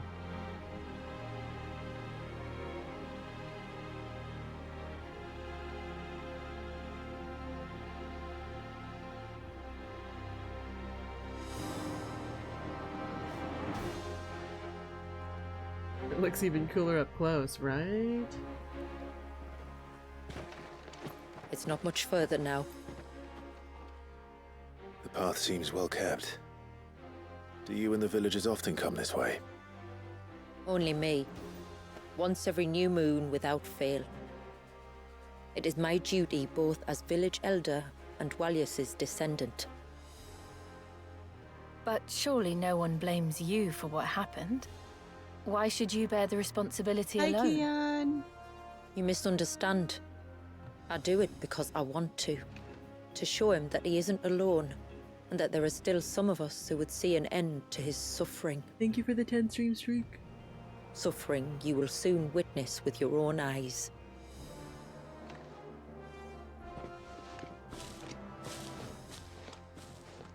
Okay. The forest grows quickly here. I'm all Left tired. unattended, Okay. the path would be reclaimed in a matter of moons.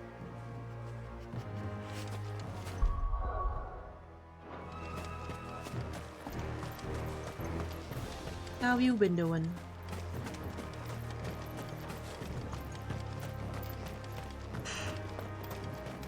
Whoa.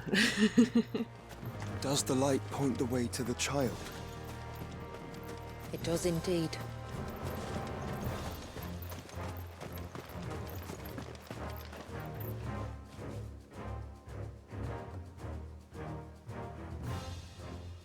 Sick.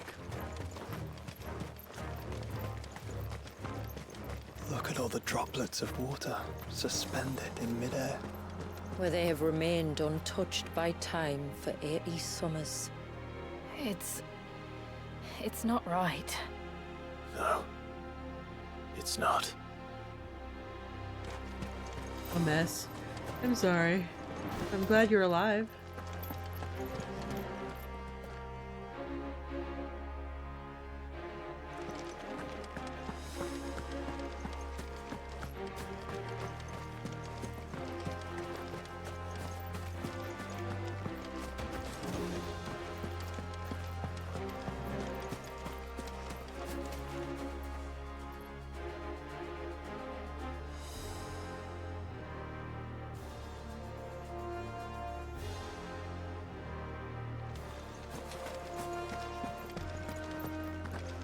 There. Up ahead.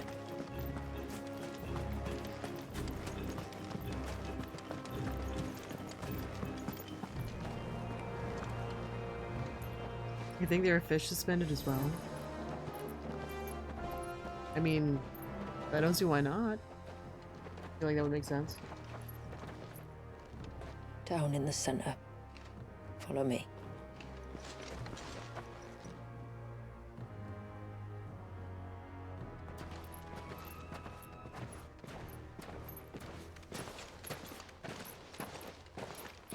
Oh, that looks familiar. Well, that sucks. He's still primed. I'll never forget my first priming. The fear. And I was old enough to understand what was happening. One can only imagine how this poor child felt. He is the victim of an unforgivable sin, committed by people who saw him as nothing but a means to an end. He must be so frightened. Then I'll ease his burden. You don't mean? I'm not going to hurt him. Contrary to the tales, I don't go around killing dominants for no reason. What if I told you there was a way to remove Wallis's icon? I tell you, you were a madman. Hey. It's hard to believe, I know. But it can be done. Though, it isn't without its risks. Part of the icon remains no matter what. So, it might still come to violence? I don't know. It depends on the dominant. I've seen things end well, and I've seen things spiral out of control. But I do know one thing. If we turn our backs on this child, there will be no end to his suffering. And I think that a worse fate than the alternative. Don't you?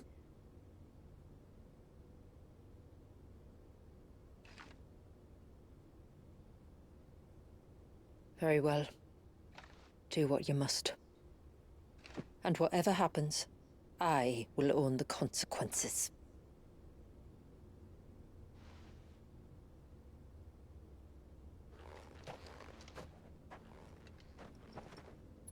Don't be afraid, little one. Let me bear the weight.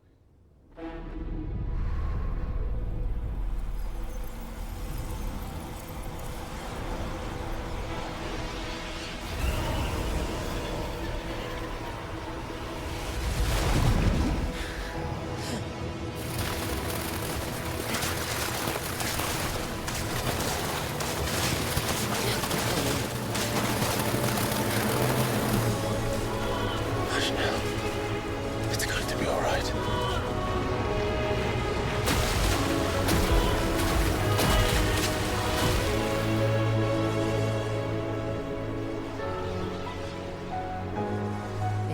Is it done?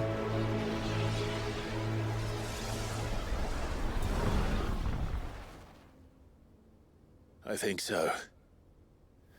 I can feel the icon inside me. But something's wrong.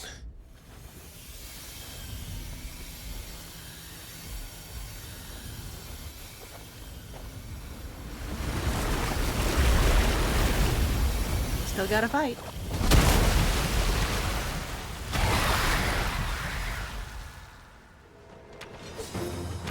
He wasn't just afraid. He was angry. All right. Let's see what you've given me.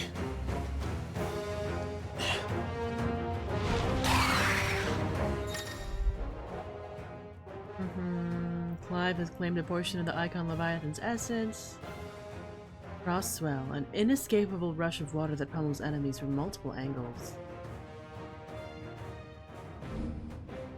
Iconic feat, Serpent's Cry. They were used to summon Clive's off arm.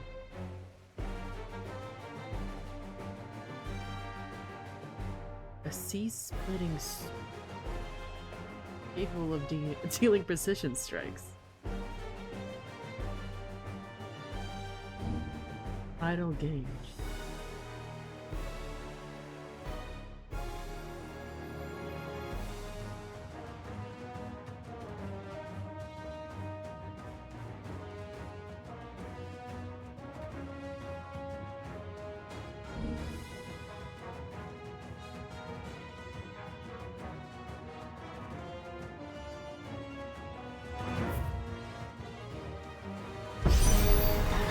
Leviathan!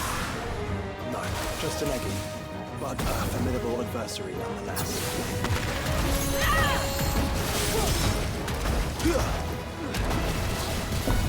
Oh. Oh, look. It has friends.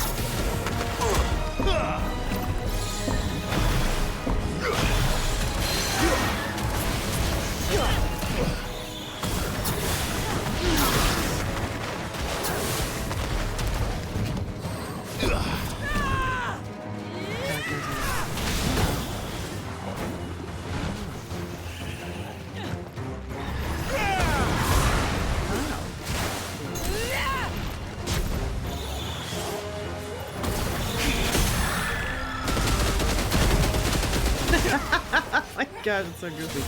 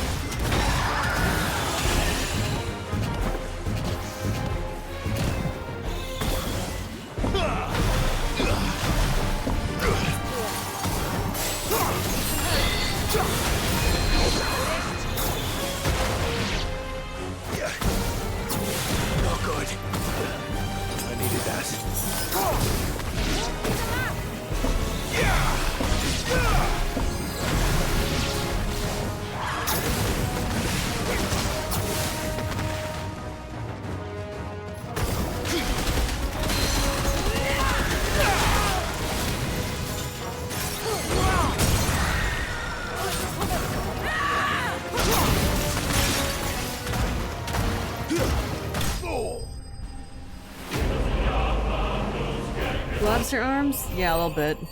Water guns. It's summertime, so water guns, I guess. I'm trying to save a baby. Aqueous orb. It has been noted that, in some early texts, our forebears would oftentimes refer to crystals as orbs, and definitely not materia. And while the use of all capital letters to this day cannot be satisfactorily explained, the term itself is most likely one scholar's interpretation of text transcribed from a much older language. This pale blue fragment, taken from the body of the Egi Heracos, however, is indeed an orb, and while nigh flawless and teeming with the wild whirls and eddies of pure life energy, by no means does it warrant rendering in the upper case.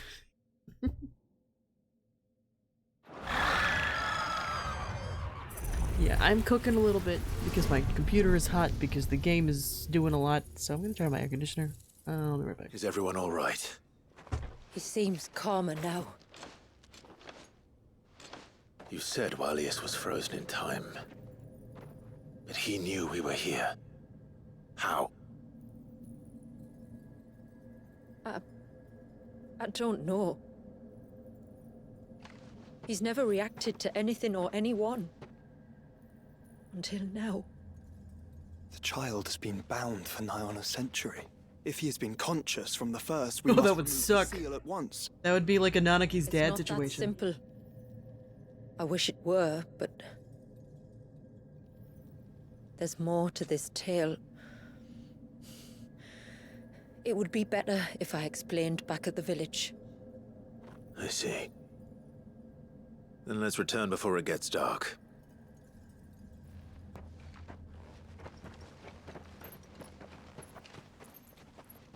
Sorry, baby, we'll be back later. I'm sorry, Walyas. I will make this right. At least she's actually working on it. What would happen to this whole mess if like, canonically Clive doesn't go here, you know what I mean? Part of Leviathan is inside you now, is it? Does it hurt? No. Not anymore, anyway. Good. Because I still have need of your strength. If you want to know the rest, we should head to the Witten Hall. Of course.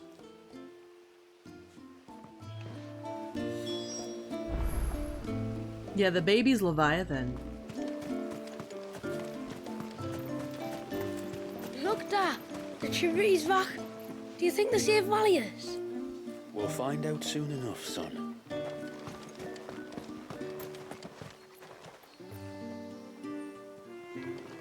And what are you two drawing?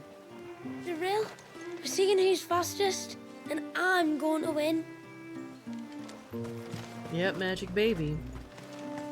Who's been imprisoned for 100 years.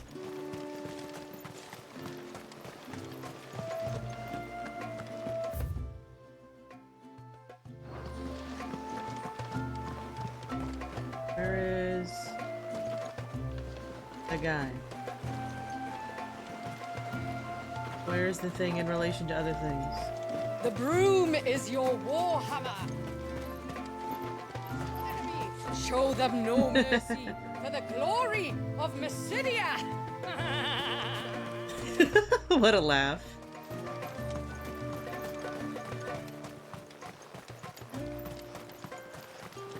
Bastard things.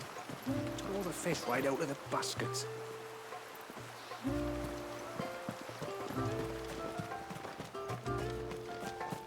I'm also doing a lot of dilly-dallying to draw out the time I spend doing the DLC. Yes? Tide strike. Surge did the tide, the water rising as if it were some mighty whale stranding itself upon the shore. Oh no, Mac. Flawless.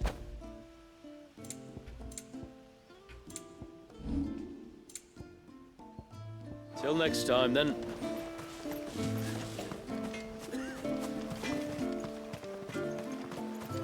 She showed them the surge! But what if the... Lackadaisical lass. What? Made it come back to life? And how do you reckon they'd manage that? Outside of magics? No sign of the child. You don't think he's...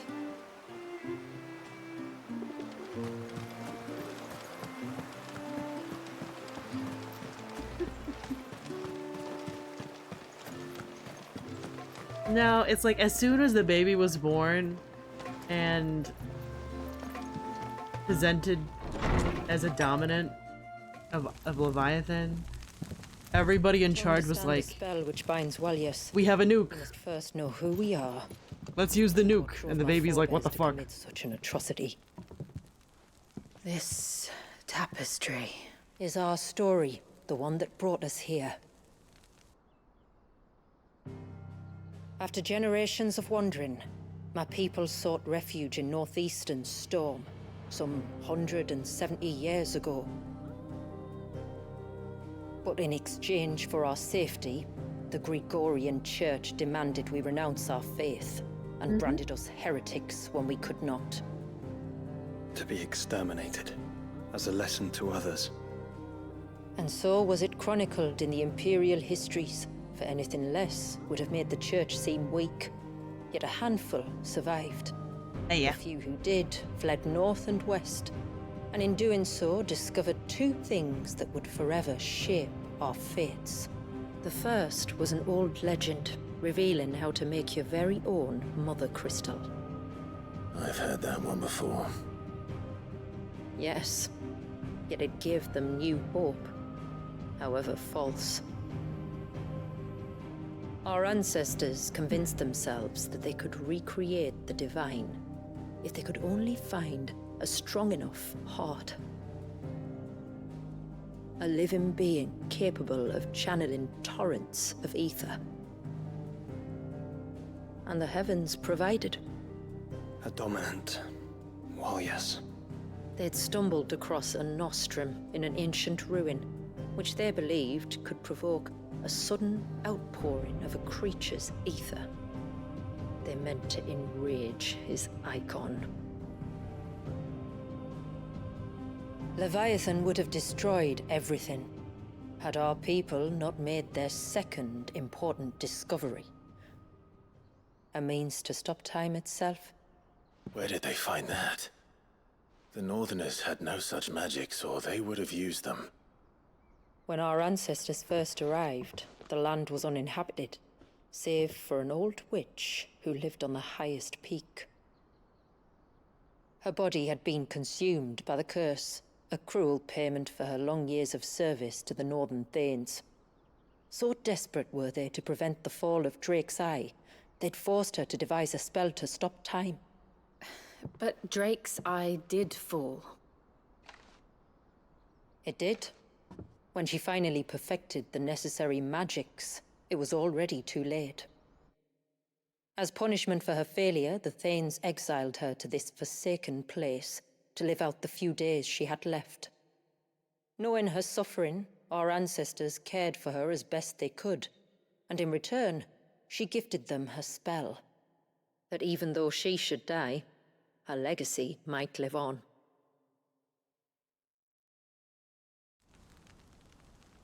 So armed with both the knowledge of the ancients and the secrets of time, our ancestors settled upon an ambitious plan.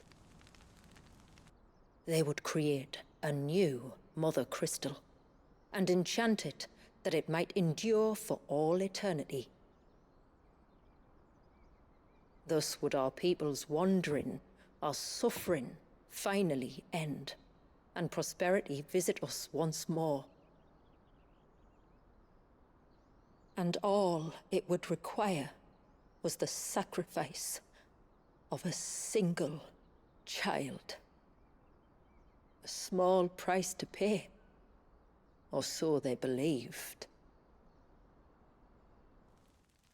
Another victim of man's blind reliance on the Mother Crystals. So we know the seal source. How do we break it and restore the flow of time? Do you recall the dome of light on top of the cliffs to the west? Inside lie the ruins of an old temple. It was there that the witch built the Vare, a conduit of sorts that channels her remaining ether into the surge. But it's been a long time since anyone set foot in the place. And now, there are others who claim it as their own. Then we shall go prepared for a fight. That said, it may be best if one of us stays behind. You think the village could be in danger?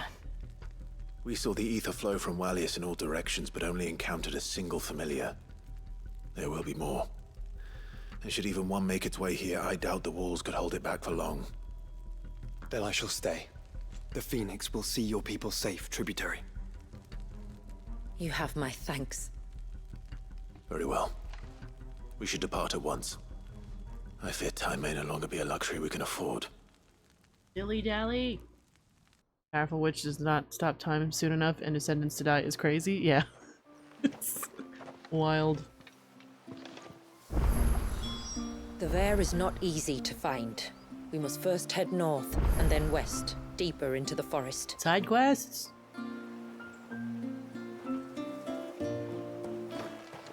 I suspect two dominants can handle whatever it is that awaits you atop that peak.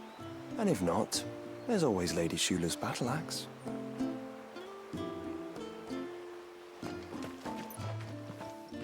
How may I be of service? More flavor. Long, long ago, Our people dwelled in peace in the lands blessed by Drake's Horn, down in southern Ash. But Drake's Horn fell, and our ancestors were forced to leave their homeland in search of pastures new, and so we wandered. pulling our worldly goods in battered carts and sleeping beneath the stars. If the tides carried us to unclaimed soil, we tilled it. If not, we traded our meager possessions with the locals. But never did we settle in any one place. We became what we had always considered ourselves to be. A river, forever flowing, forever meandering across the land. Yet our river did not always flow freely. In Sanbreque, we found ourselves hunted by the Gregorian clergy, who labored to rid their inchoate empire of each and every heretic who dared to set foot there. Their cullings came close to staying our river's course. But despite their claims of victory, we, godless barbarians, survived, albeit in fewer numbers. And after many more years of wandering, of suffering, finally found our way here to Mysidia, our new home, our haven. Forbidden knowledge? So the tributary told you of our people's discoveries, those that offered us hope and delivered despair. The first was the Duscan Heart. A long-lost secret my ancestors stumbled upon during their wanderings. An ancient ruin revealed to them how the Fallen had experimented with crafting their own mother crystals, using living beings capable of channeling vast quantities of ether to serve as the hearts. This is why Echoes of the Fallen was first. Of course, my ancestors had not the strength to capture such a creature, nor the means to bind it to their will, and the heavens not provided them with the perfect test subject. They convinced themselves that they could create an artificial heart of their own using Walius as a seed, and reaped their just reward. Thank you, Rain. I'm gonna finish reading this, and I'm gonna start. The second was the means to stop time. Taught us by the Forsaken Witch. She had crafted the spell to cast upon Drake's eye, that the northern territories might forever bask in its blessing. To this end, she built her Vare in the air of hours, too late as it proved. And for her failure, they exiled her here. Knowing she was not long for this world, her body all but consumed by the curse. Little did they suspect that she would survive just long enough to welcome the first settlers of our tribe and teach to them her magics. With Walius's birth, they believed they had everything they needed to revive their fortunes. They would provoke him into priming, then freeze him in time, thus creating a ceaseless fountainhead of ether around which a crystalline tower would rise. The rest, you know. Their foolish plan produced not a single shard, only the near destruction of everything they held dear, and the removal of a son of the motes of water from their stream of life. Not that it could ever have succeeded. It was a plan born of desperation, not consideration. For if the history of our people has taught us anything, it is that we do not need crystals to survive, only each other. Immersion. 80 years have come and gone.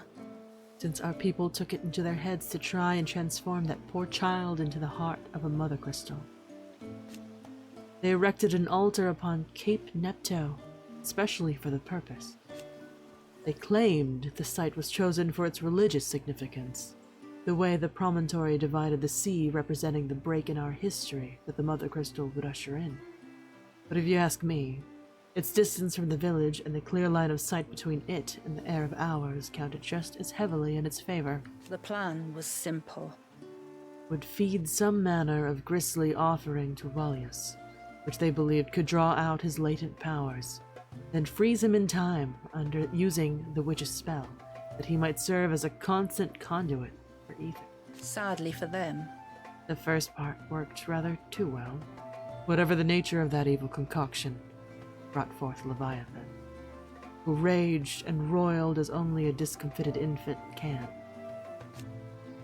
Every soul on the Cape killed in an instant.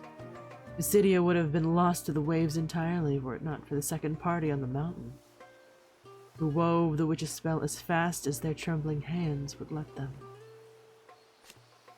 It drove the icon back into Wallius's body, where it has remained, channeling ether through the poor child's semi-primed form ever since. And yet, their ill-begotten heart never did create a single shard of crystal, for our ancestors' plan was doomed from the first, whatever they may have told themselves. it was the tributary of the time. Together with his council of elders who agitated for Wallius' sacrifice. Naturally. There were many dissenting voices. With his own father in favor, convinced as he was that it was the only way to save his people, they were soon drowned out. Thus the plan went ahead, and Wallius was sacrificed for naught, with the loss of countless lives. Yet, by some miracle, tributaries was not among them. So he surrendered himself to the people's judgment for the terrible wrong he'd done. And they pardoned him. Even the loudest voices that had spoken out against the plan wished only for Wallius's release, and demanded that we all continue to watch over him till a means could be found to effect it. So here we have remained, waiting for the day when we might finally atone for our ancestors' sins. We knew the secret to unraveling the spell that bound him from the first. Doing so meant unleashing Leviathan. That would be the death of us all, Wallius included. Our only hope was to find a means to quell the Icon's rage, without exposing our secret to the outside world. Our only hope, you. Fare you well, my lord. Hell of flavor. Oh, look at all these side quests. I'm gonna stretch.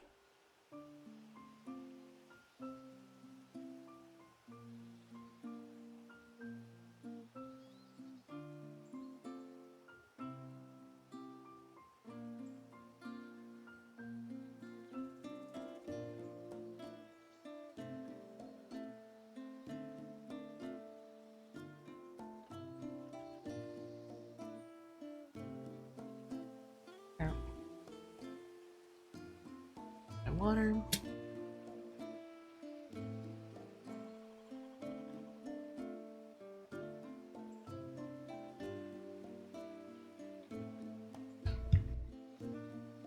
Okay. Let's see who I can talk to first.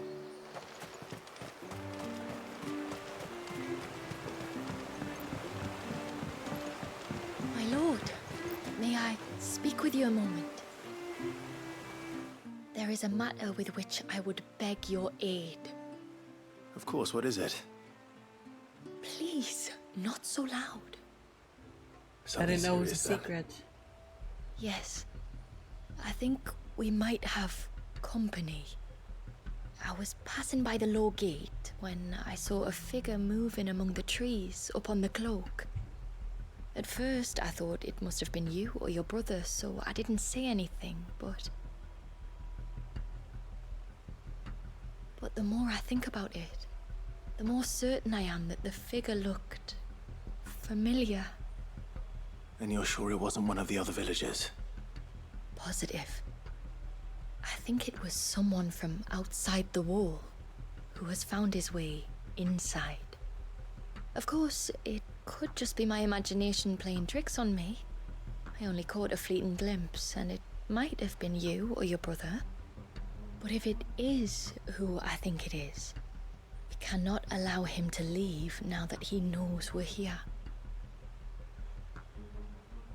Would you go and see? He won't try to hurt you, believe me. Given what lurks in the forest, the only one likely to get hurt is him.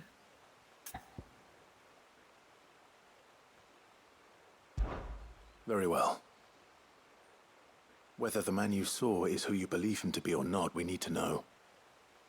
It may yet be someone else entirely. Someone who means your people, or my people, harm. Perhaps. Just promise me that if you do find someone up there... Don't worry. I won't draw my sword unless I need to. Thank you. Yamila, this man you saw, might he be the customer you told me of? I fear so. The customer? I'll explain later. Come on.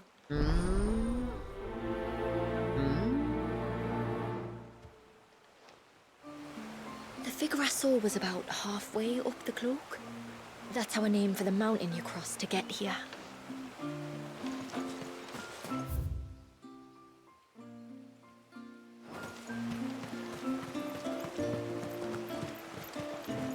For the sake of consistency, I'm gonna do these one at a time. If we pick too many of the flowers, there won't be enough left to go to seed. And then next year, we won't have any.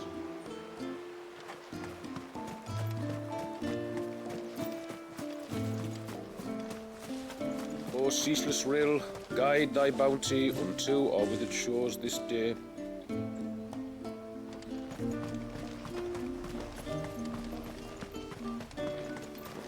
You're a braver man than me, taking a stroll through those woods. I'll be sticking to this end of the village, thank you very much.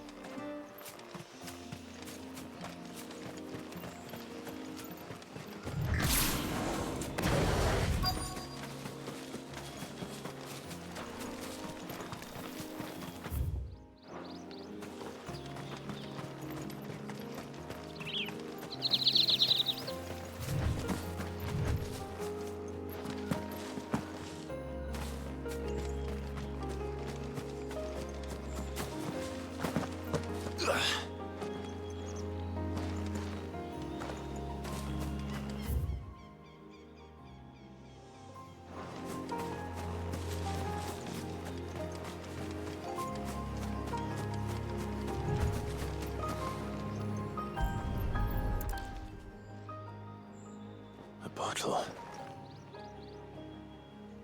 Breath of the arbor. Perfume from Sambrag. Looks expensive too. Who's there? Stop! Huh? Danny?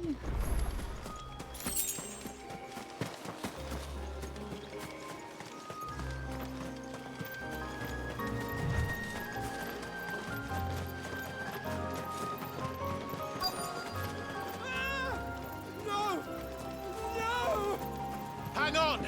I'm coming!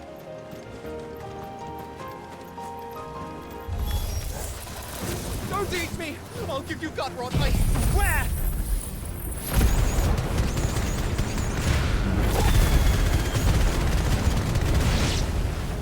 Stand back. I'll handle this.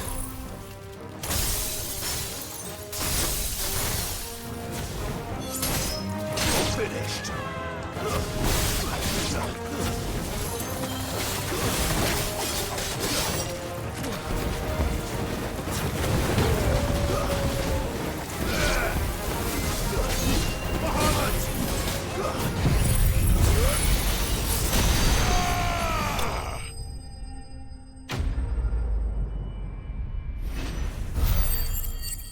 There's a mysterious other outsider that is also here.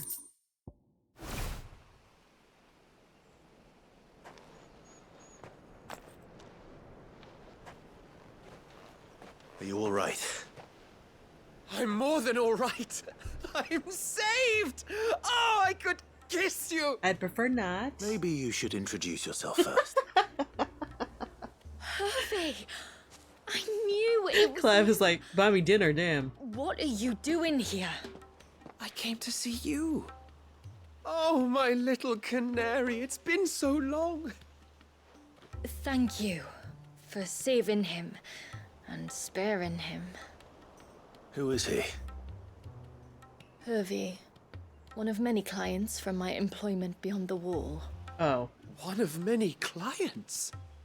We spoke every night of our plans together. Oh no. Songs of love into each Oh other's no, ears. he's stupid. No. Then you upped and vanished without so much as a word.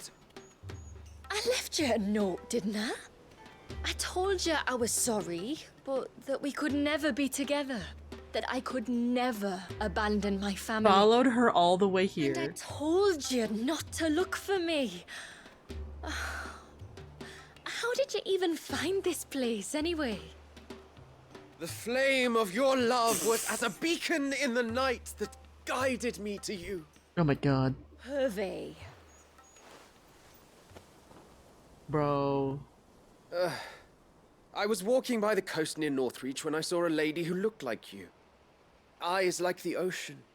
Hair like the driven snow. The next moment, she and her companions were jumping in a skiff and sailing out towards the wave. So I borrowed the nearest boat and... You're endangering everybody here just by being here. Must have been Shula bringing us here. So what?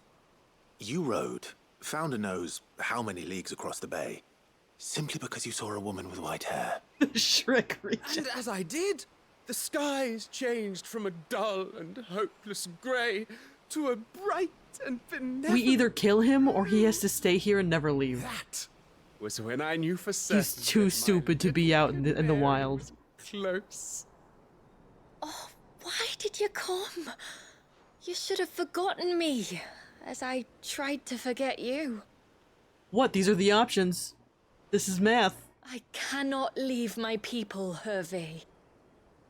And now that you know about this place... See? Neither can you. Math. We must return to Haven and accept my family's judgment. These are the only options. Meet your family. He's too stupid to be out in the wild. He's too stupid.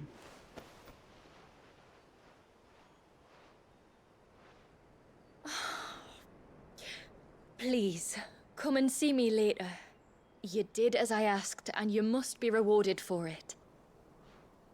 But first, follow me, Hervé. To the end of the world and beyond.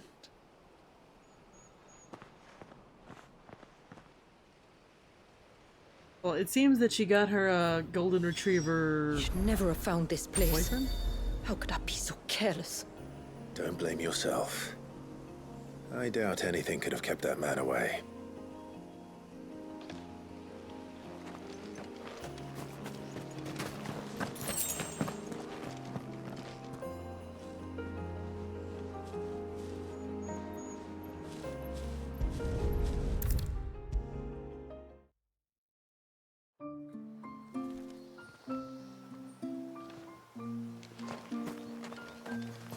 I don't care what happens to me.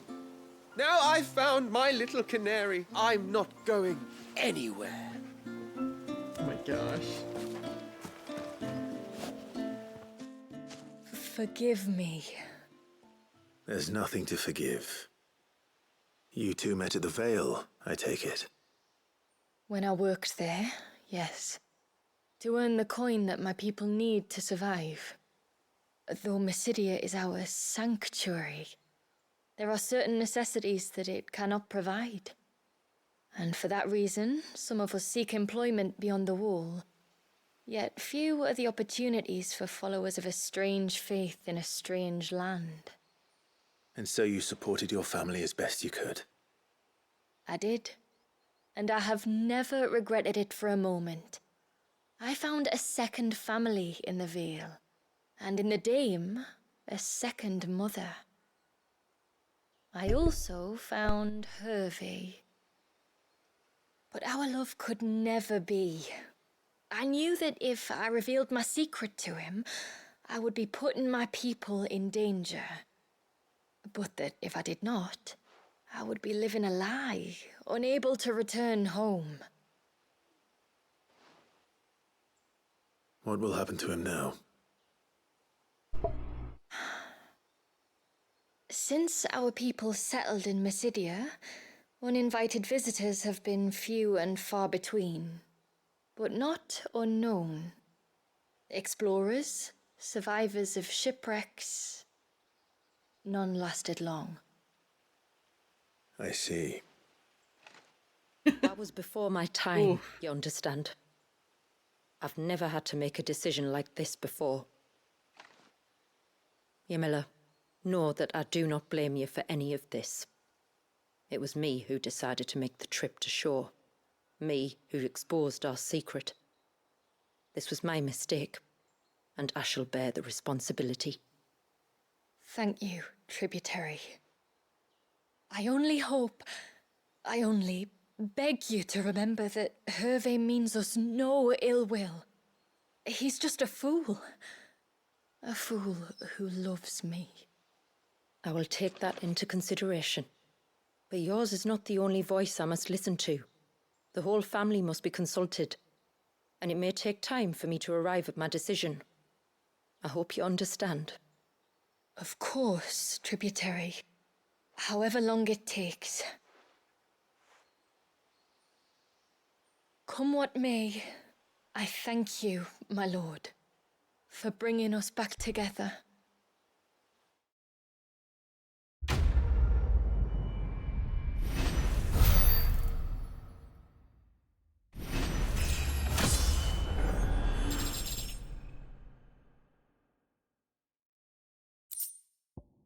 Ageless millet. Though called millet, only a fool would endeavor to consume this ivory sand, used primarily for polishing the stone floors of churches and this particular sackful appears to have been affected by sulfate of ether, which has somehow slowed its degradation progress, allowing it to maintain its fine sheen despite having been left untouched several decades. I left Hervé because I couldn't turn my back on my family. And now his life hangs in the balance. I don't care what happens to me. Now I've found my little canary. I'm not going anywhere. I mean, it would probably help the gene pool if you stayed, to be honest. Like, for real, this community, as small as it is for generations, you know what I mean?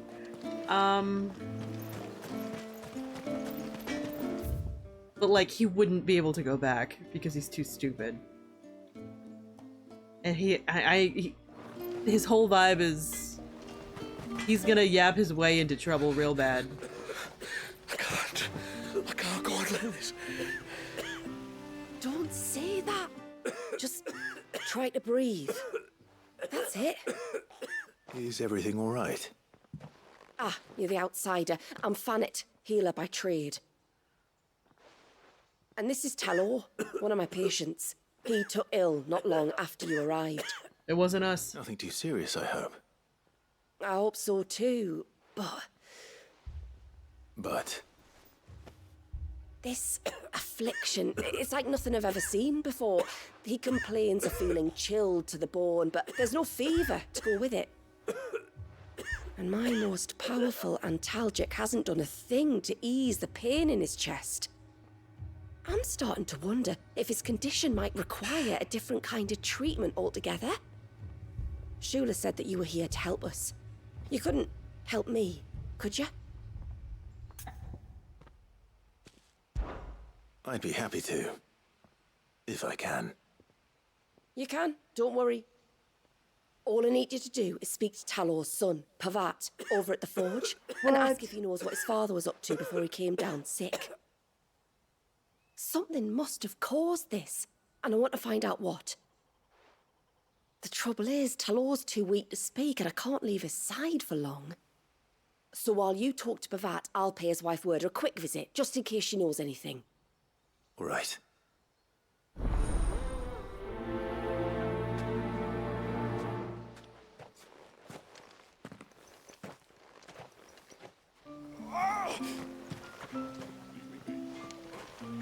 Let me go. Let me go. You go and talk to Pavat over at the forge. Leave word to me. One moment, Talor was as fit as a cart chocobo, and the next...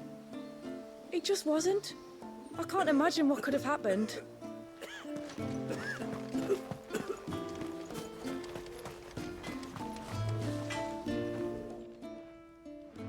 Oh, do you need something? I do, though not from the forge. Fanit asked me to speak with you.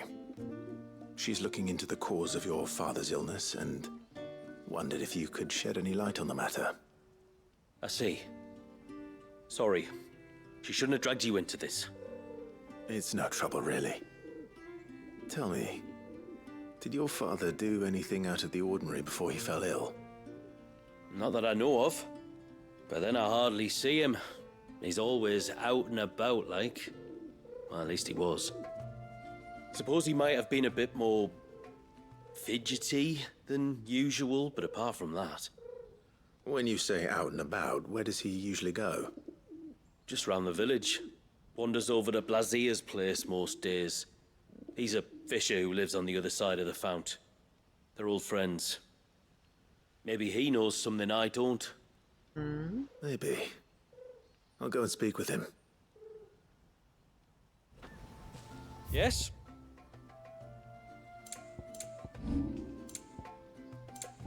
A good tide to you.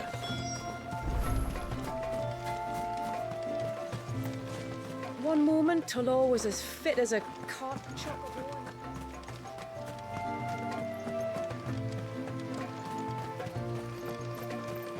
I left Hervey because I couldn't turn my back on my family. O ceaseless rill, guide thy bounty until our village.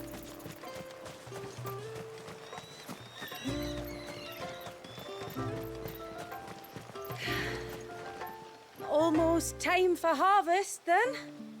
Aye, and still the heads aren't heavy. Must be salt in the soil.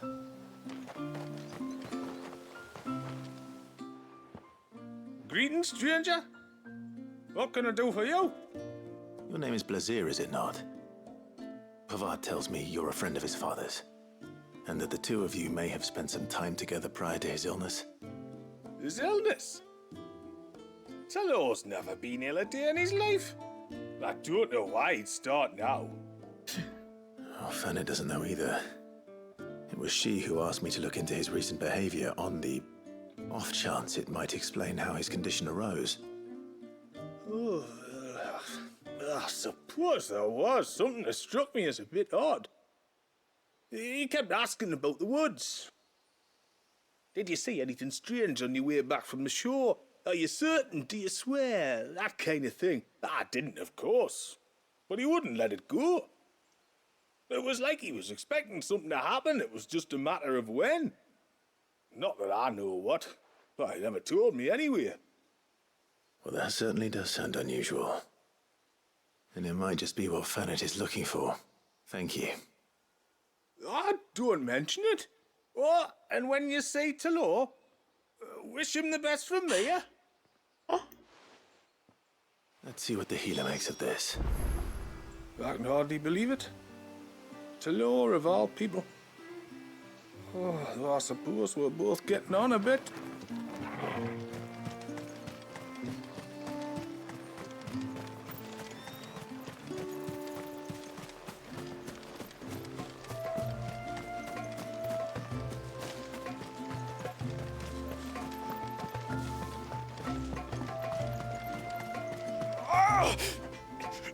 Leave me be. Let me go. Let me go.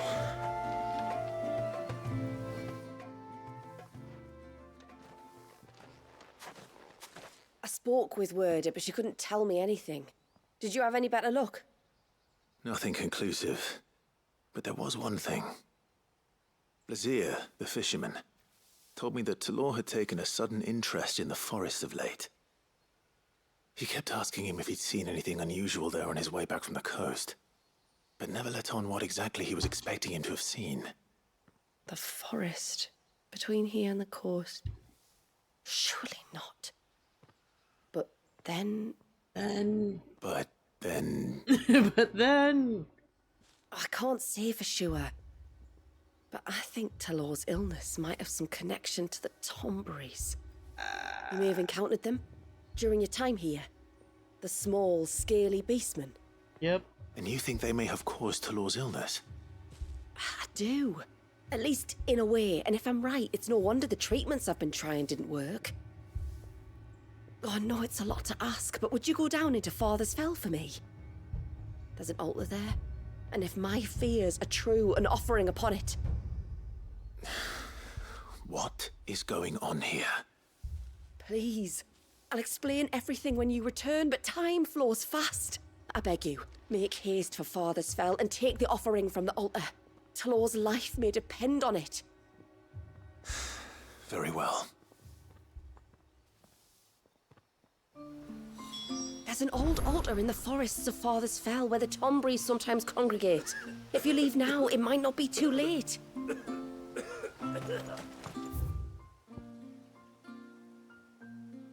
Huh.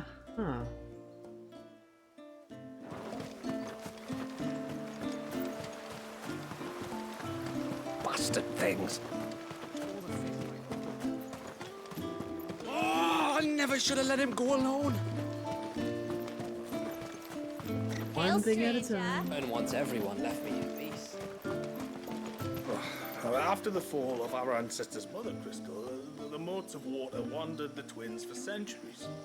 It wasn't until the binding of poor Wallius that we put down our roots here. And since that day, we've lived in hope that he might one day be set free, and our great-grandfather's wrongs made right.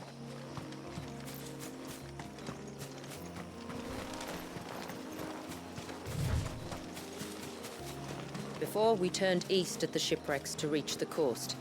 Now we must head in the opposite direction. Left it is, then.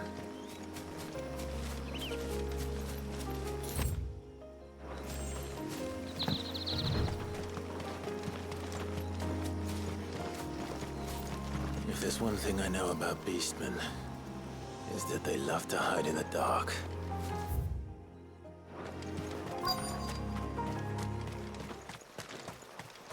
Yippee, good night. Good night, Isha. Have a good eat. Oh, there's a party.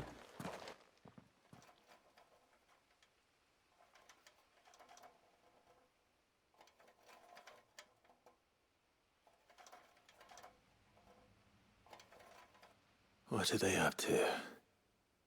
Some sort of ritual.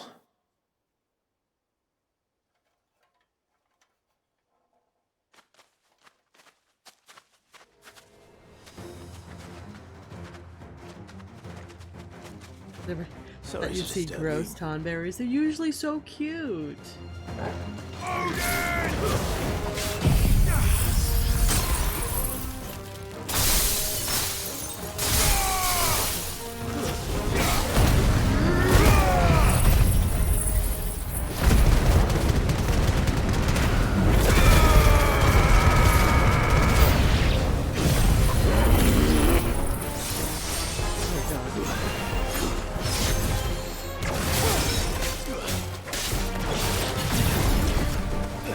Nice try.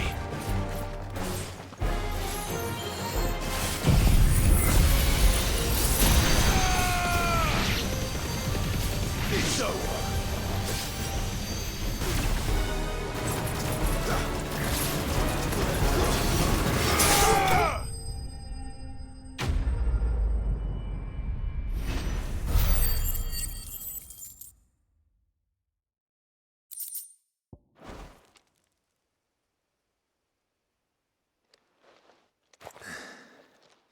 Let's see what's on this altar then.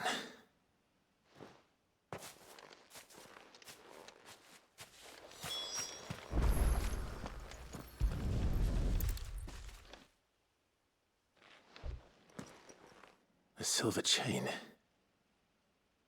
I doubt the Tombries made it. This must be what Fennec was talking about.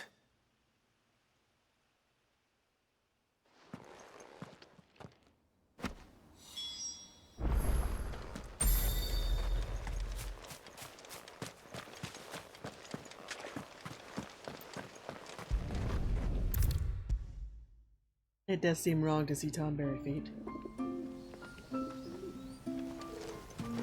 What happened? No sign of the child. You don't think he's...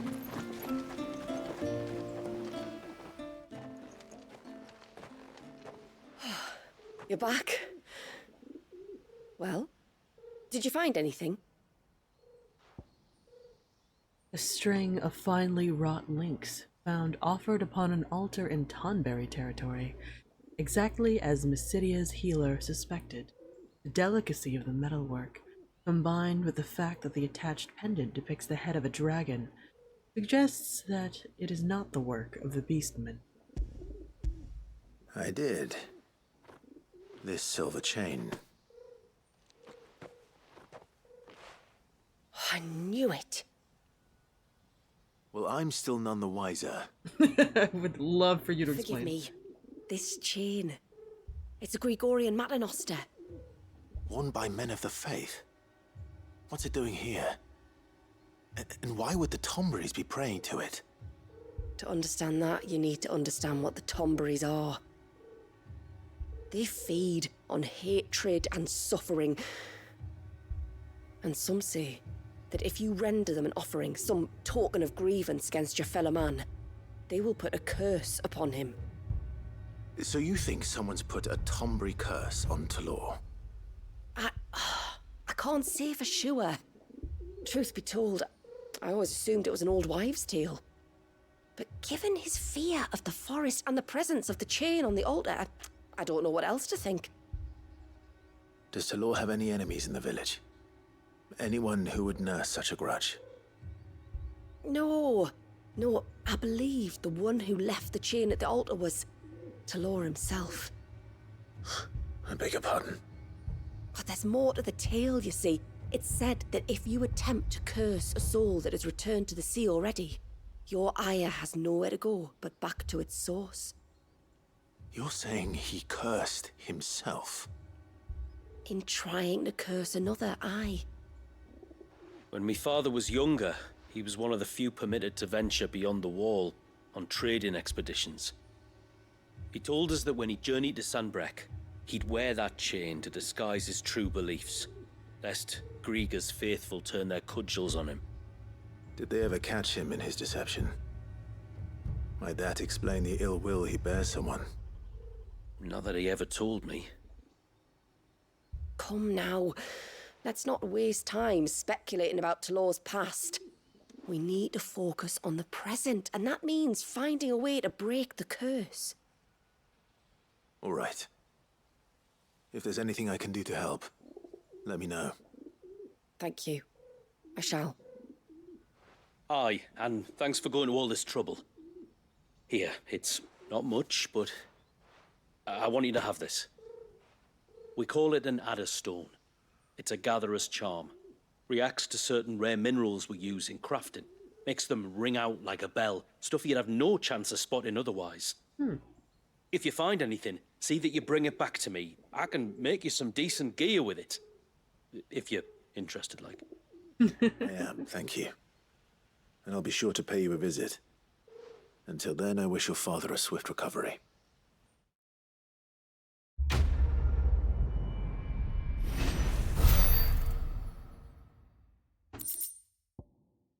Serpent Ring. Channel the might of the icon Leviathan.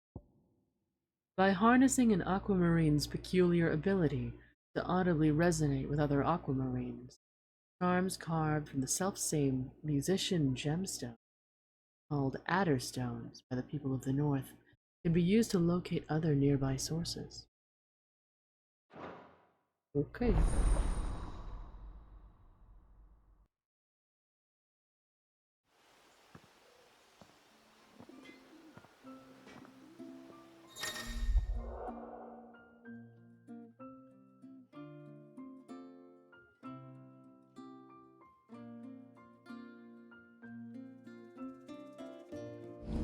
Requires aquamarine. Audibly and visibly with nearby sources of the gemstone. Hidden throughout Mysidia.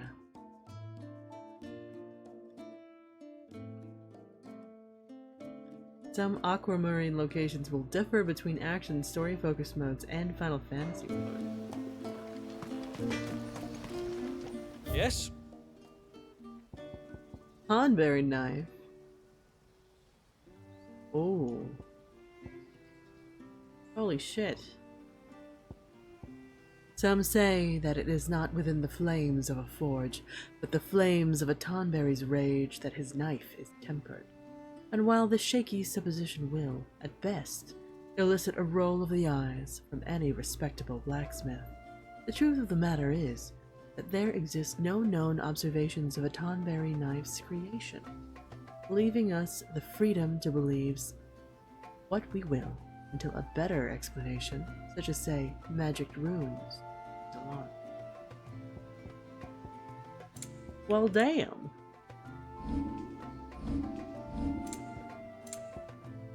A good tide to you.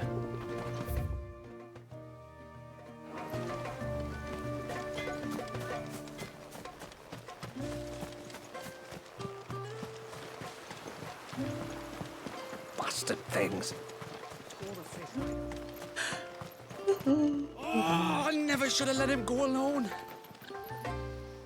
Ty, take me. What am I gonna do? You've got to help me. Shula said you were a force to be reckoned with. Are you? I guess. Hey? Oh, sorry. I should explain. My name's Kitav. I'm worried about a friend of mine. He went into the forest and he hasn't come back. Would you help me find him? I can try. Tell me what I need to know. Of course. You know about the glamour our ancestors cast to keep this place hidden, right? Shula told us about it, yes. Right. So you know the cairns we use to maintain the spell? Well, it's me and my friend's job to maintain them. If it weren't for the likes of us, it would have faded years ago. So your friend went into the forest to visit one of these cairns? Aye, that's right. He said he was going down to Father's Fell. There are 2 cairns out that way, one by the banks of the Swift Run, and another near the Winged Wains, the, ships in the forest. All right. How will I know this friend of yours? His name's Nassef. He's about my height, but clean-shaven. If you could track him down and see that he's come to no harm, I'd be much obliged. I'll search the village, just in case anyone's seen him, and meet you back here. Very well. You love how the villagers just ask Clyde to do stuff and not explain. Yeah, I mean, they haven't... they don't see people from outside. Ships, another by the river. Better get moving. Beesh.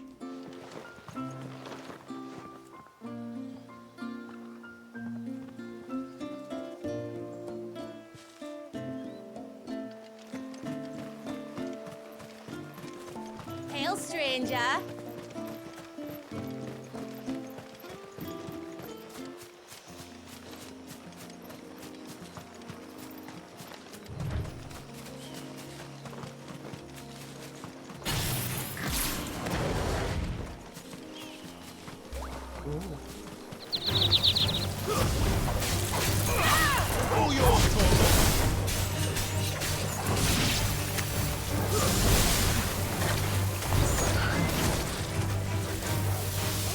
I don't think I've ever been hit by that before.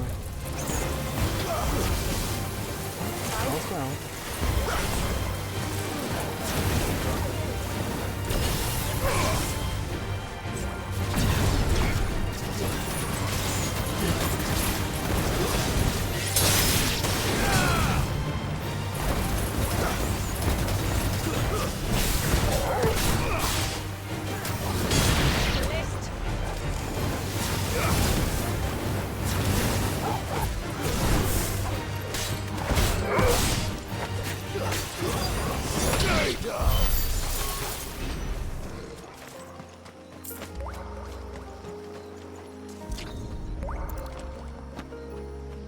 This is the mineral Pavar was talking about. The one that rings out like a bell.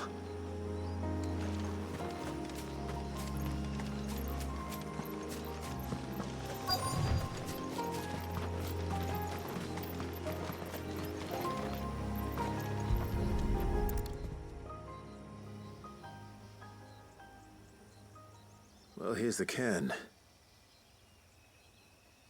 But where is the boy? But no sign of Nassef.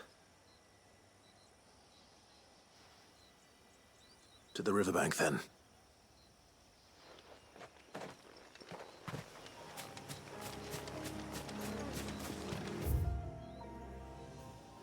Am I accidentally gonna trigger this story thing? I gotta. Alright. No cutscene. Just faking me out.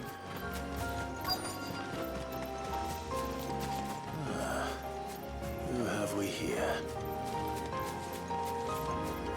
Sinewy soul. I'm looking for a man named Nassef. Aye, I know him. Takes care of the cans. Wait, you didn't think I was him, did you? Sorry, mate, I'm just out to gym myself a few ibexes. What do you want with the lad, anyway? His friend, Katav, asked me to look for him. Apparently he ventured out to work on one of these cairns and didn't return. Well, that is a worry. You're a hunter, yes? You must know the woods as well as anyone. Can you think where he might have gone? There's a bridge further down the path. Blasted thing got washed away a few moons back. Our carpenter only recently had time to rebuild it. But if I remember rightly, there is another cairn on the far side. Maybe he decided to visit that one while he was here. Maybe. It's worth a look, certainly. Thank you. Don't mention it. I'll keep an eye out too. Perhaps he just got delayed or something. Let's hope so.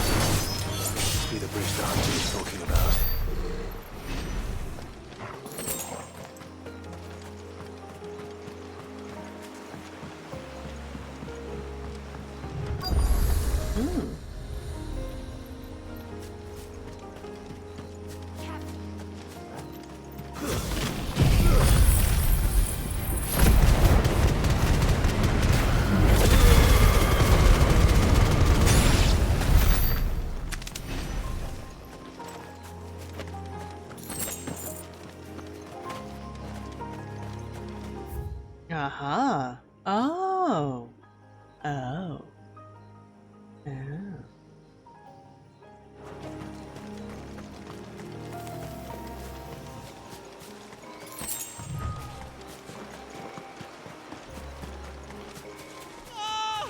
Stay away, damn you!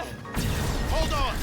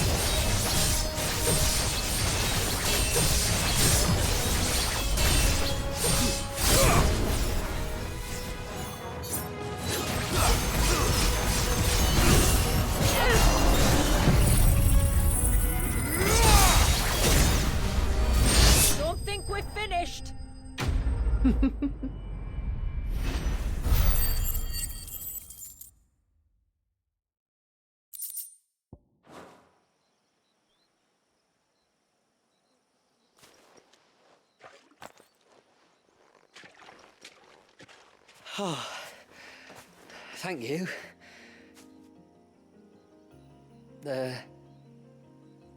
I'm the tributary's guest. And you must be Nassef. I am? But how do you know that? Your friend Katav asked me to look for you when you didn't return. Ah, I'm sorry. I was so focused on attuning the cairn, I didn't see those creatures come until it was too late. How exactly do they work? Oh, there are crystals inside. They're what keeps the glamour going. Should the ether cease to flow through too many of them, our shroud would quickly unravel. It's my job to make sure that doesn't happen. And an important job it is. But you'll struggle to do it if you're dead. You need to take more care. Yeah, no arguments there.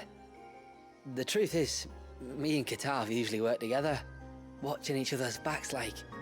But when we heard outsiders were coming, we split up to get the job done faster, so things would be perfect for your arrival.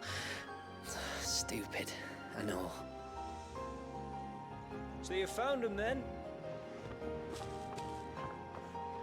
Not before the local fauna did. My arrival seemed to put them off their dinner. Mustn't have been hungry after all. Expect you'll be wanting someone to escort you back to the village then, Nassef. Woods are full of nasties today. When you're next in Haven, be sure to come and see us. You saved my life. It's only right I repay you. If you insist. Take care now.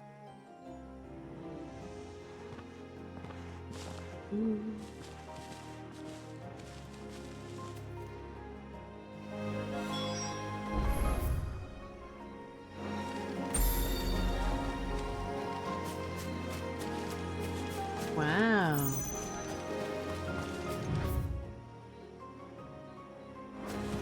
And the dark gate is brought up. What was this place? An old settlement, we think. It was already long abandoned when my people arrived. Leviathan drowned it before it could be fully explored.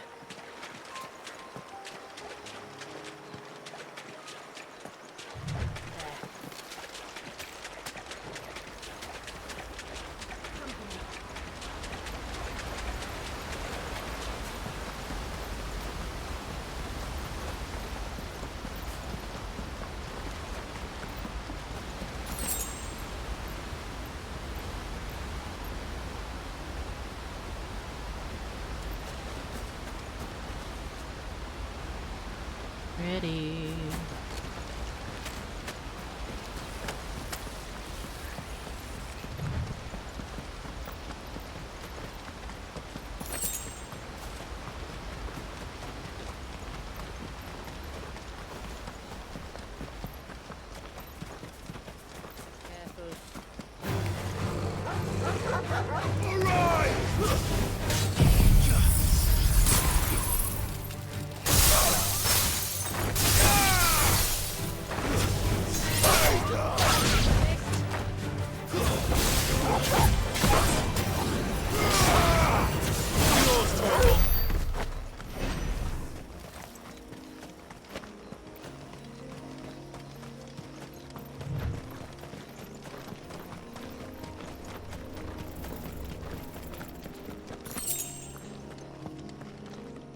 Oh.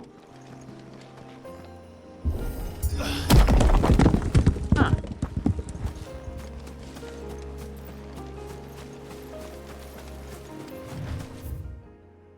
Huh.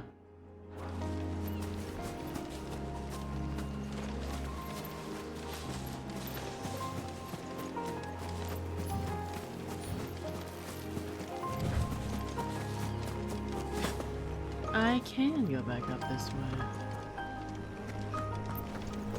Well, isn't that nice?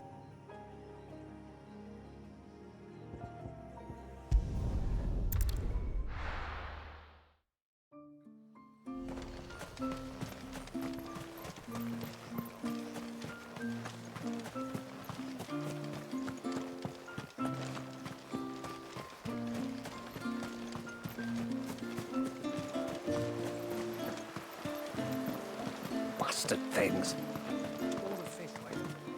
I thought I'd lost you. But you saw to it that I was found.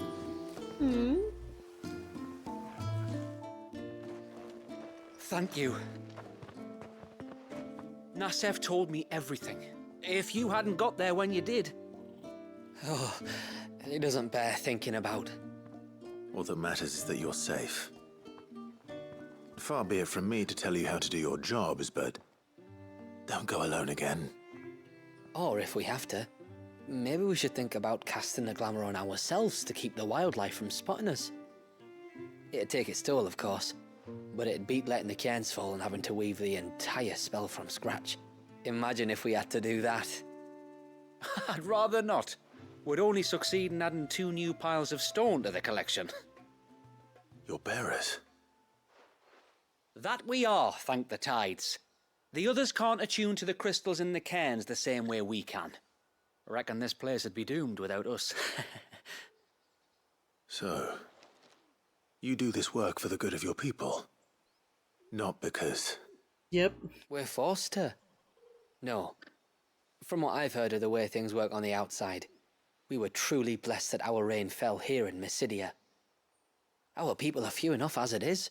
If we started turning on each other, kin against kin, over nothing but a stupid accident of birth, our days would be numbered. They would. Anyway, all's well that ends well, eh? Thanks to you, both of us lived to keep this place hidden another day.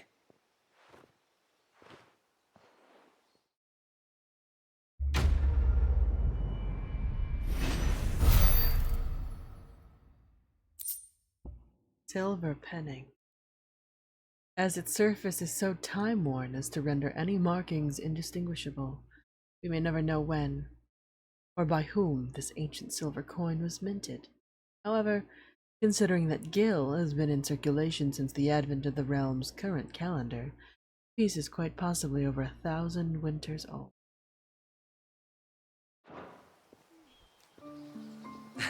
Lovely weather, isn't it?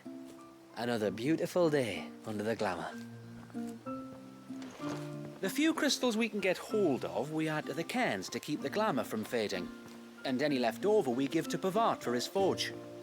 Not that it stops him mourning. I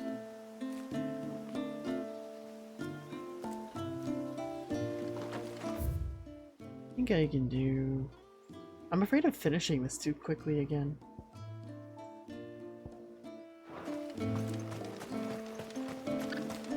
Hail, stranger. Are you a rider by any chance? I am. What gave me away? Oh, I can smell it on you. The scent of the stables. And not just any stables. Something tells me you've never been one to ride half-starved birds with chine gall and wet beak. If I had a guess, I'd say your bird eats only the finest greens and has her feathers groomed twice a day with a curl hairbrush. Nothing but the best for my ambrosia. Ambrosia, eh? Pretty name. What's she like? Well, she's tall and strong. And her feathers are as white as snow. You're joking. You've got a white chocobo. I have, yes. I suppose they are rather rare. This I've got to see. Can you bring her here? I'm not sure she'd relish the journey. I mean, I would if I could. I would if I could, but I doubt Shula's skiff Thank could you, hold Ray. her. Me dad's got a boat. And he's ferried chocobos before. You could get him to bring her. It'd be perfect timing and all. He's preparing for a trip beyond the wall as we speak. I'm sure he'd help you if you asked. He would.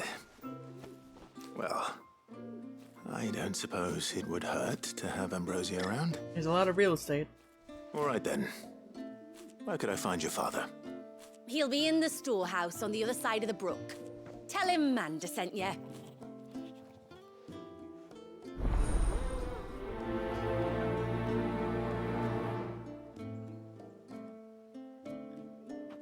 Me dad'll be in the storehouse across the brook checking our stocks. He'll help you ferry your bird across the bay.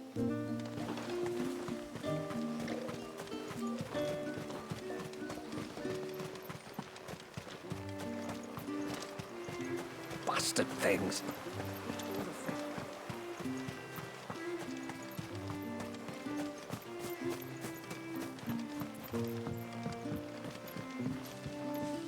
Manda's You father. one of the outsiders, then? I am. Shula invited me.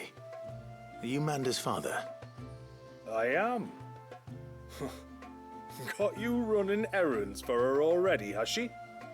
She's asked to see my chocobo, but I'd need your help and your boat to bring her here. Or you could just say no. Honestly, that girl and her birds, she'll be growing feathers soon enough. Well, truth be told, I didn't take the idea seriously at first. But thinking about it, it would make it easier to get around if I had Ambrosia here. Can you help? Well, if you're sure that's what you want. The tributary says we're to treat you lot as we would each other. So, if you need me to ferry your bird over, then that's what I'll do. Still, they don't take the water easily. I'll need you to bring us a mimic gourd or two to keep her calm on the journey over. And where would I find one of those? Well, don't ask me.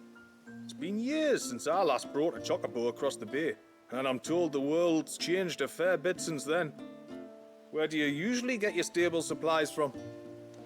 Well, the man who made Ambrosia's tack lived in Martha's Rest, and if I remember correctly, he traded in chocobo feed too. So I suppose I'll go and ask him. I'll be sailing over to Northreach soon to pick up some supplies. While I do that, you collect your bird and your gourd, and then meet me by the shore. Just don't take too long, all right? All right. It's a mimic gourd you need, or your bird will panic as soon as the first wave hits. Bring both to the shore near Northreach, and leave the rest to me.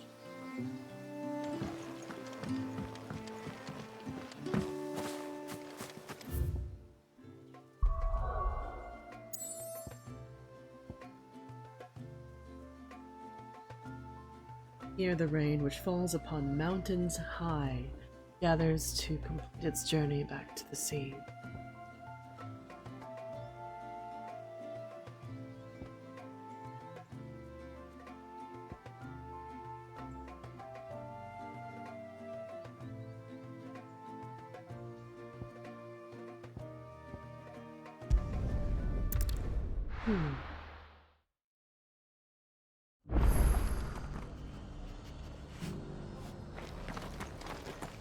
We've got a few rooms going spare now.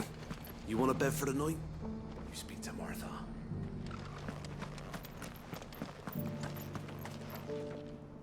I remember you. You're the one who saved Whiteheart. How's the old girl doing? She's very well. Thank you. Oh, don't thank me. You're the one who saved her. Anyway, what brings you to the rest today? I was hoping to purchase a mimit gourd. And I thought you might be able to tell me where I could find one. Oh, reckon I could do better than that. Just so happens, I've got a whole carload of the blasted things. Not a buyer in sight. Really? Aye, you'd be doing me a favor taking a few off my hands before they turn to mush. But just be on the lookout for wild birds, eh? Don't want them chasing after you like they did me. I will. And thank you. Oh, you're very welcome. Any friend of Whiteheart is a friend of mine. So and wholesome. at times like these, friends have got to stick together. We certainly do. Northreach, then. Wouldn't want to keep Manda's father waiting. Founder only knows what I'm gonna do with all these gourds. Hollow 'em out and make lanterns, maybe.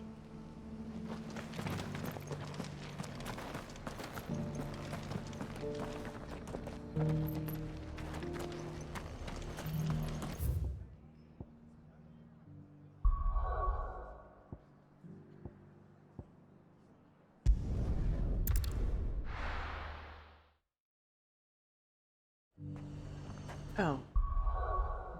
Knew I was forgetting stuff. Just fully forgetting this.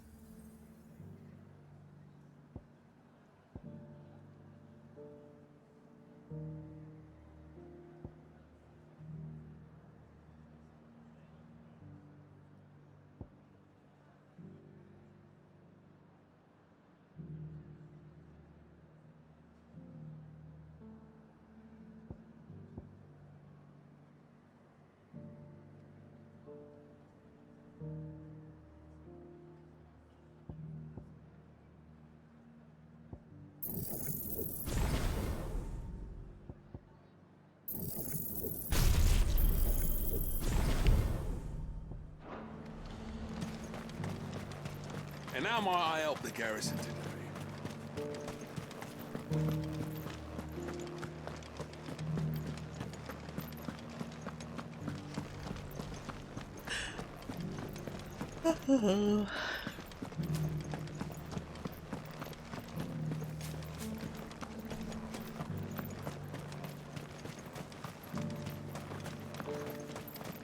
Those things didn't fight like men.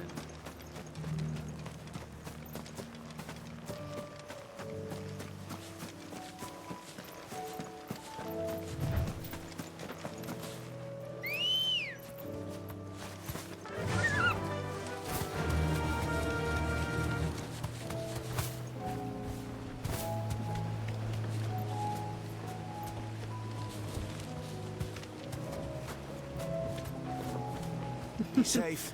Shame I can't talk to him from Chocoback. Ah, there you are.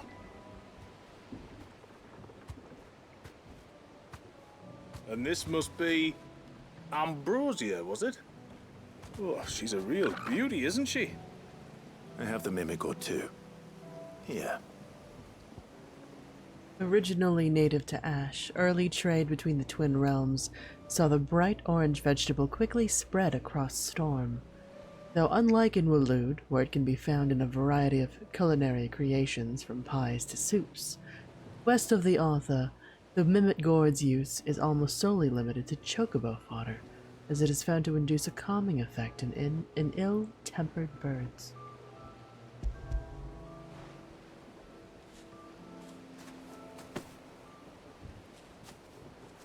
Thank you kindly.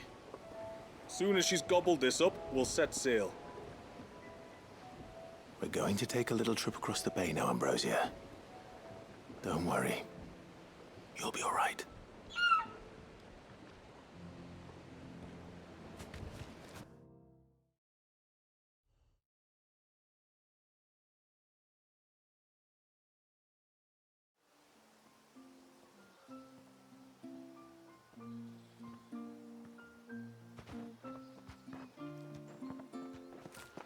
Well, we made it.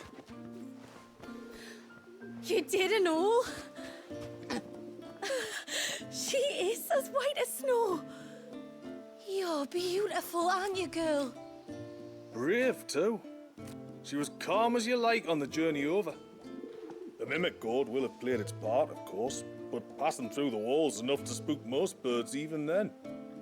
Not this one, though. Ambrosia's been through a lot. I doubt there's much that could unnerve her now. Not with a beloved master by her side. No. It's you who looks after me, isn't it, girl? Anyway, thanks for bringing her here. I hope I can breed a bird like her someday. And if you and Ambrosia need ferrying back to Northreach, you only need say the word. Thank you. But I think we might explore Mysidia together. What do you say, Ambrosia? Oh.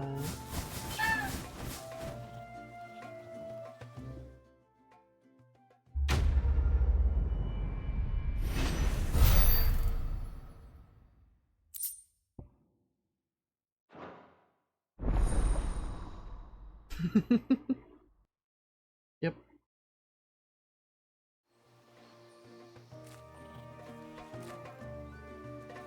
That's all the side stuff. For now. Thanks for humoring me, daughter. She's right, though. That is a beautiful bird you've got there. I'll have done well if I ever breed a bird as beautiful as yours.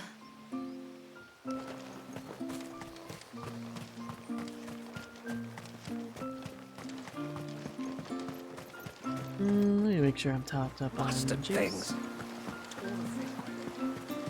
I also did pick up a few aquamarines. I craft anything?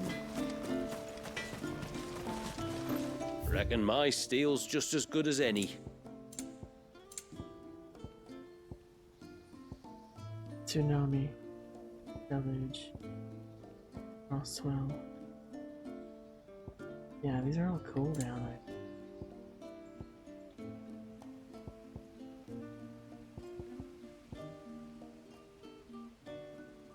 Thornberry knife. I just want to see what this thing looks like. I don't know if I'll use it. 700 magic attack. I think that's what that means.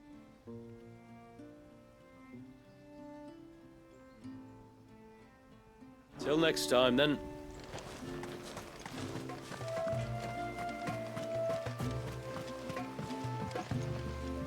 I will have to charge you. May it serve you well. I'll be here.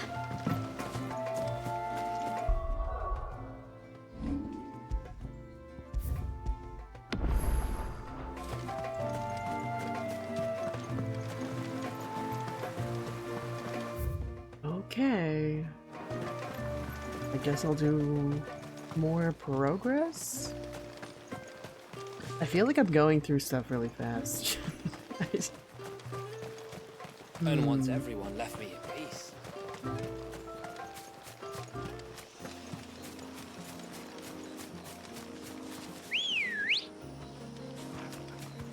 Good girl. Fly, Ambrosia.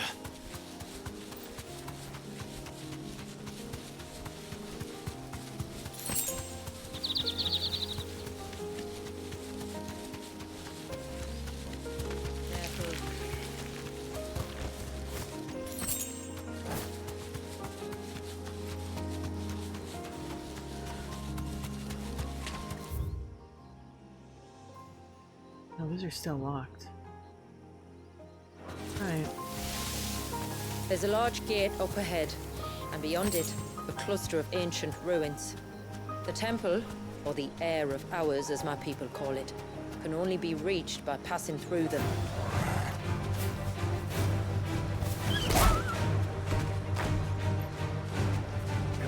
You deserve a rest.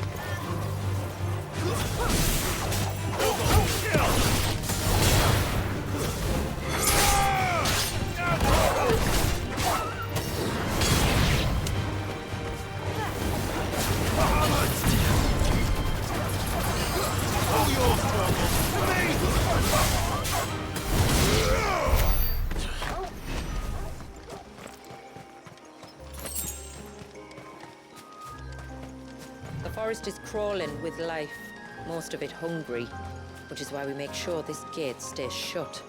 And why you carry that impressive-looking axe, I presume. Noticed her, have you? Maiden's March.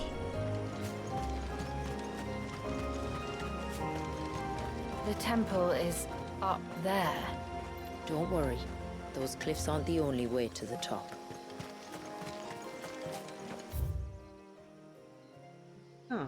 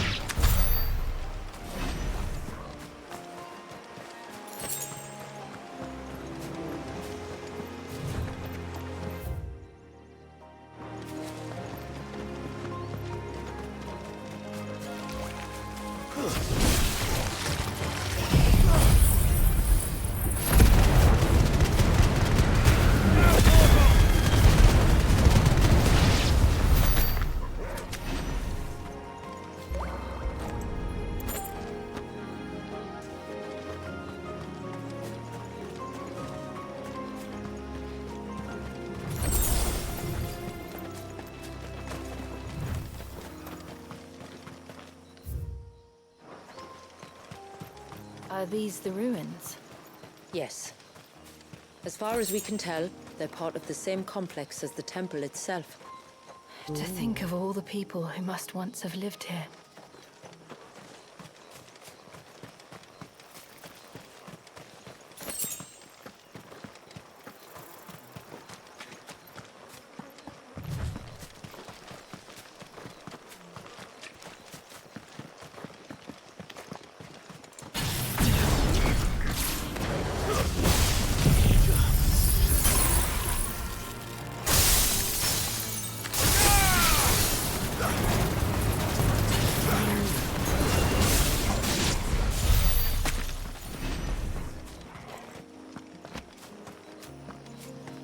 Ooh.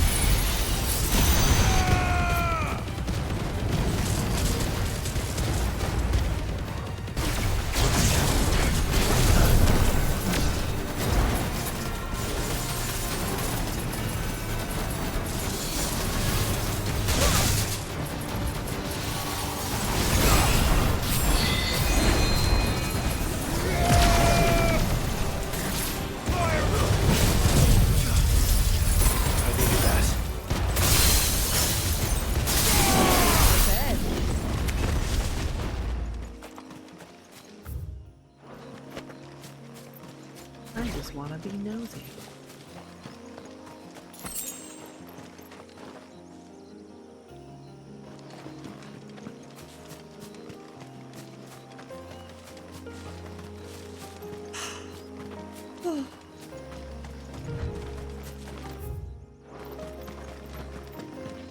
Nothing else here.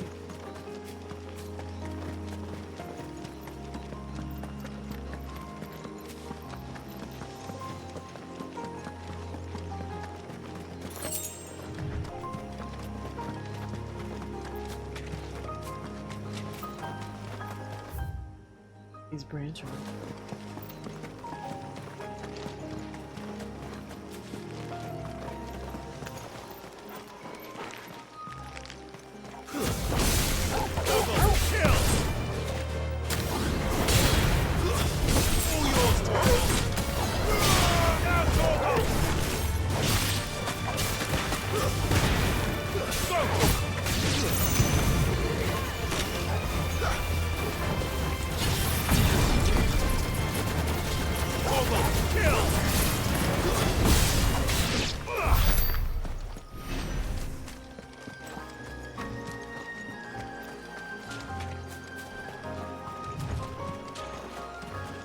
least rigging. Won't be easy, Clive.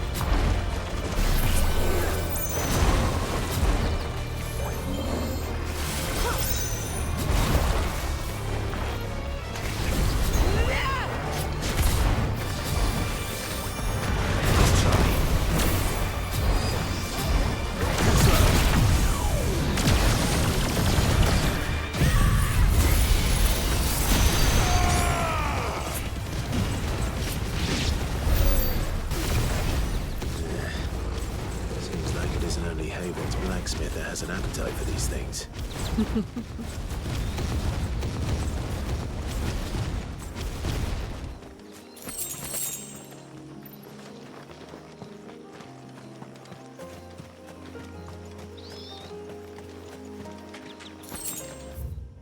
Anything else? These remind me of home. You're from the north, then? Yes.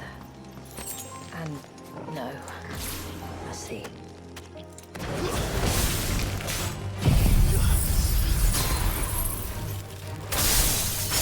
Kogo, kill!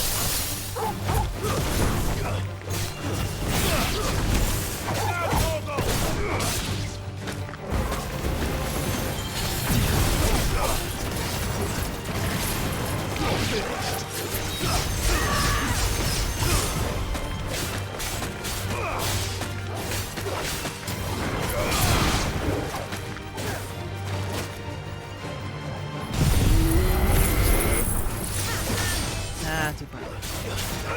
That's okay.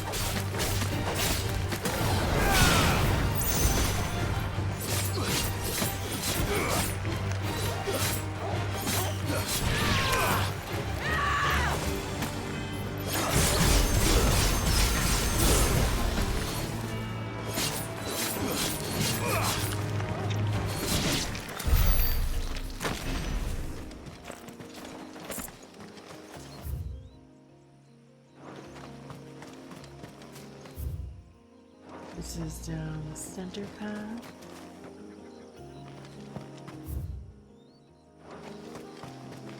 Aha!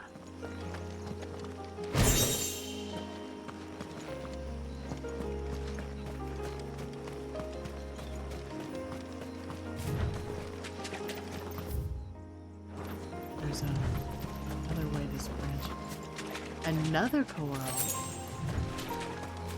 Coral? Coral? Cat.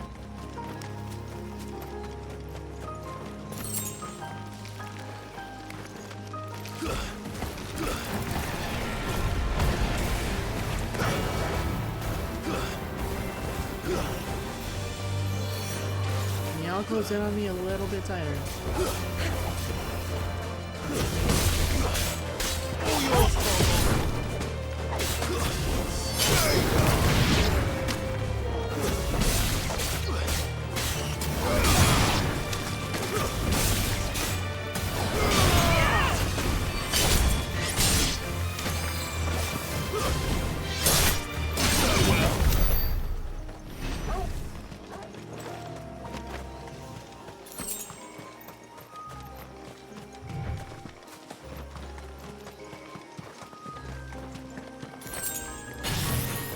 careful.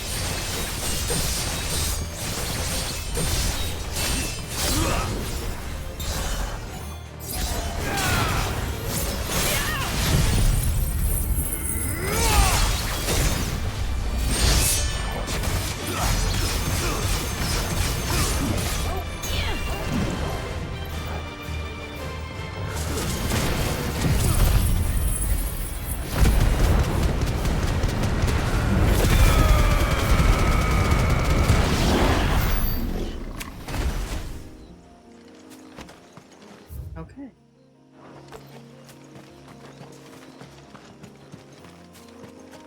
Ah, more stuff. Stuff to pick up.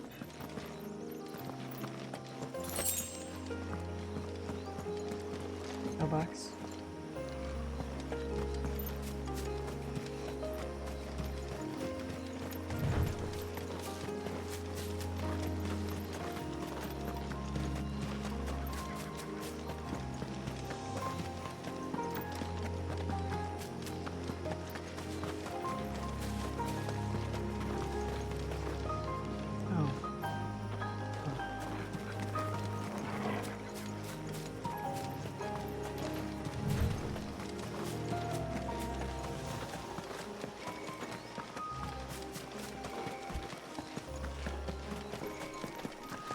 Oh.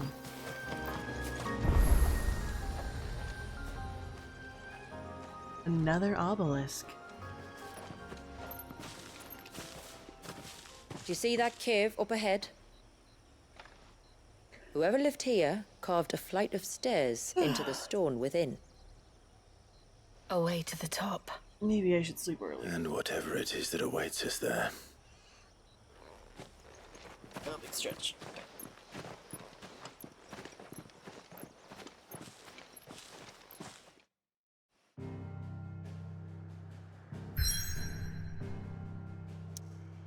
Oh, damn.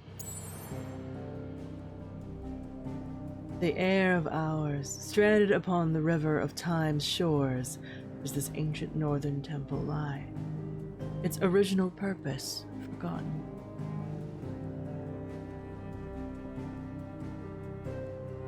I'm like, maybe I should leave some for tomorrow.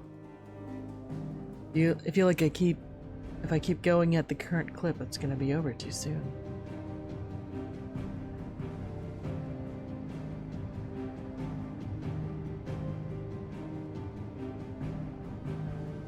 Also, once I start the dungeon, I am definitely going to be locked in for the next hour.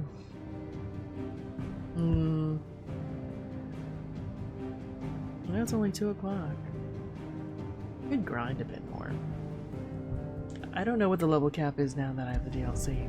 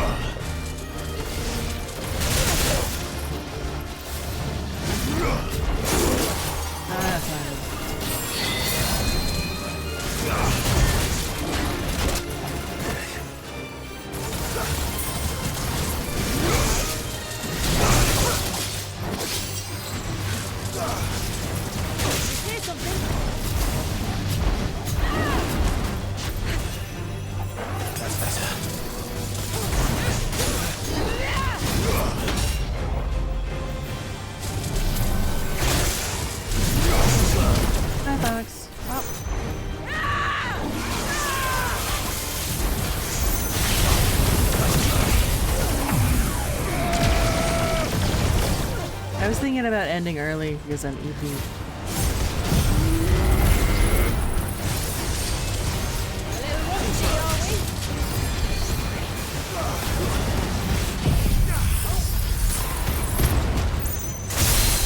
Also, I want to save the conclusion for tomorrow.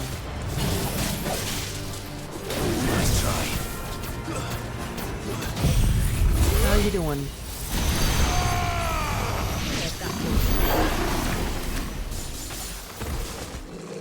Yeah, that was messy.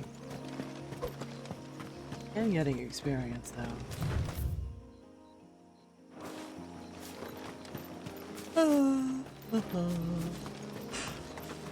Also, it's Yowie Day, and I didn't even get to read any.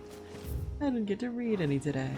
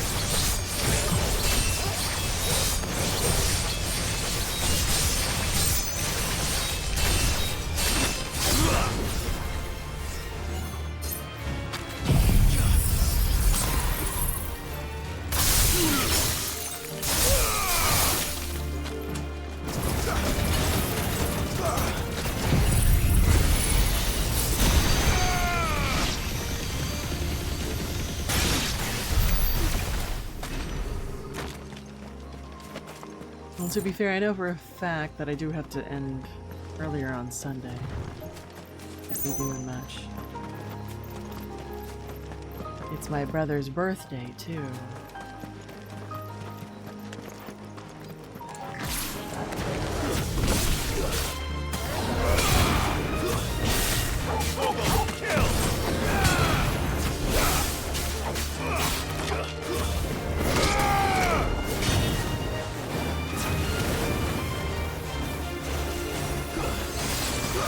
So we're just dilly-dallying now.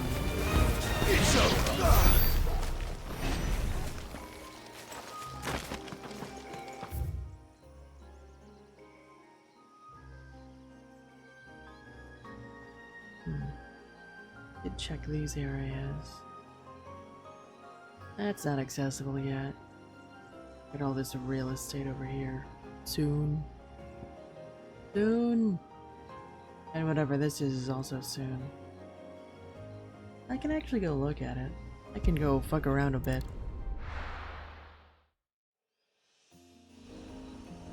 Because I'm not gonna do progress just yet. I'll save it for tomorrow.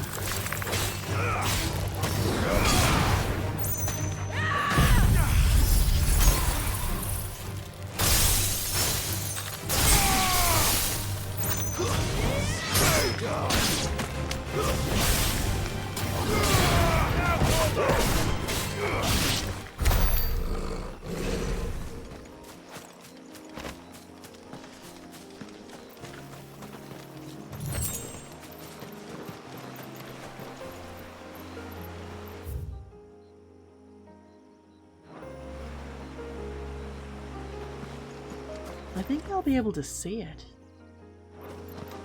It's on the other side. Let me...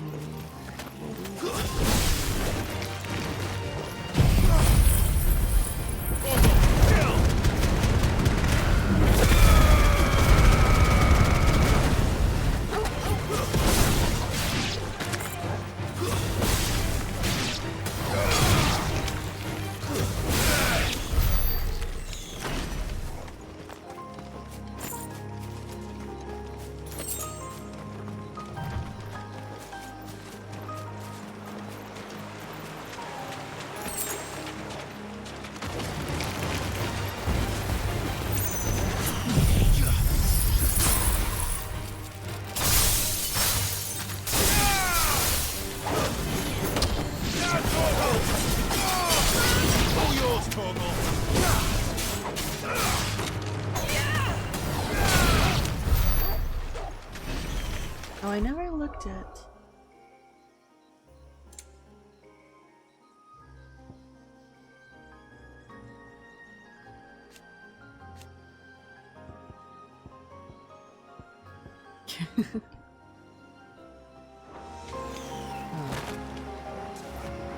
Then, can I level Torgal more? What does this mean? Can I max this out? Is that a thing I can do?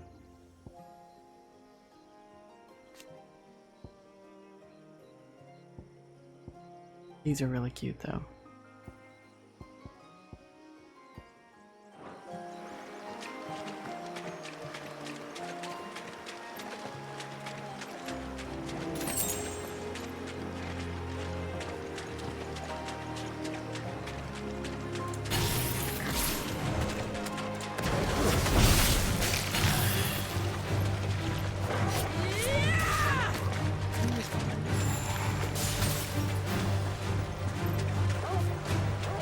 Just line y'all up.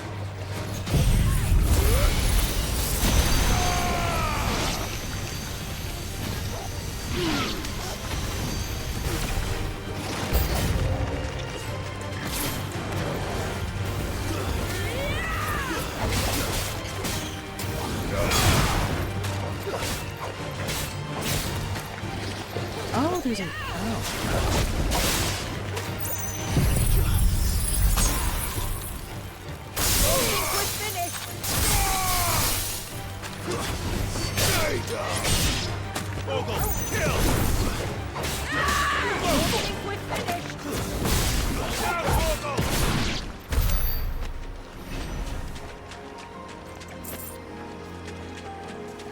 Oh. Reflection of light. What does this do?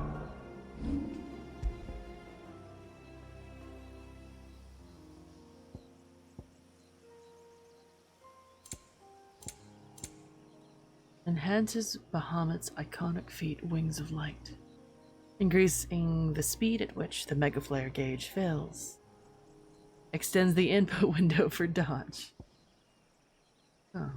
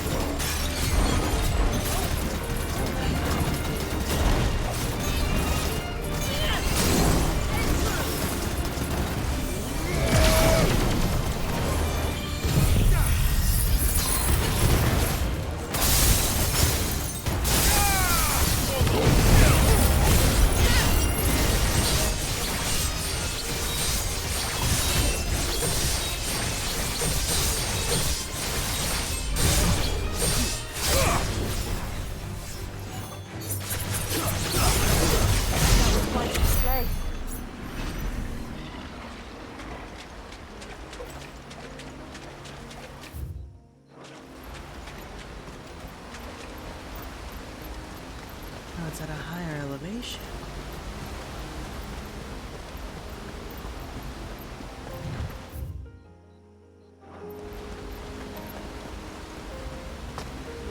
Up at that ledge. Fine, keep your secret.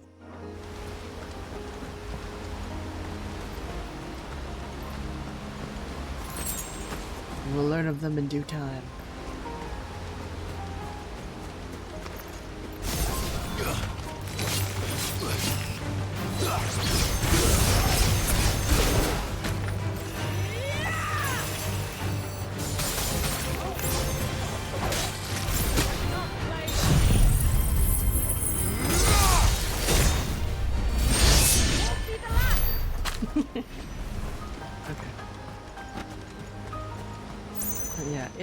If the estimated time to beat this is to be believed, my dilly-dally works in my favor. Because I just want to play this for the weekend. And then I'll be back Wednesday? Thursday. Wednesday or Thursday? Depending on life.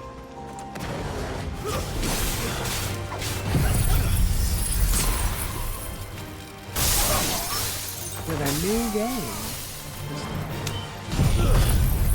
Starting with a new game.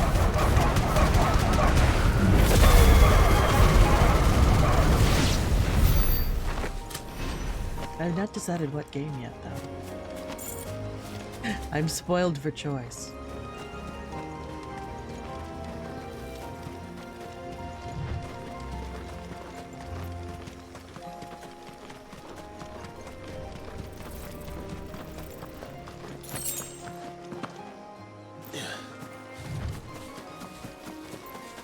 The Final Fantasy kick has been really heavy, though. Maybe I should play something else.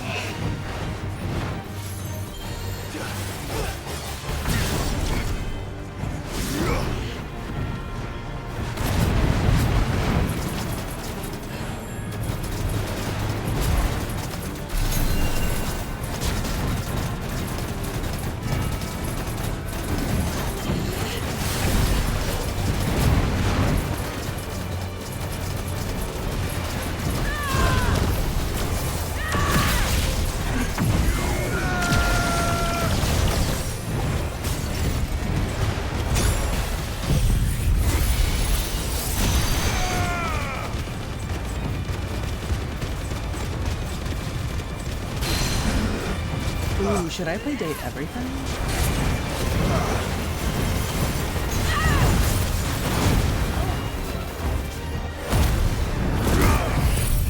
Thinking thoughts.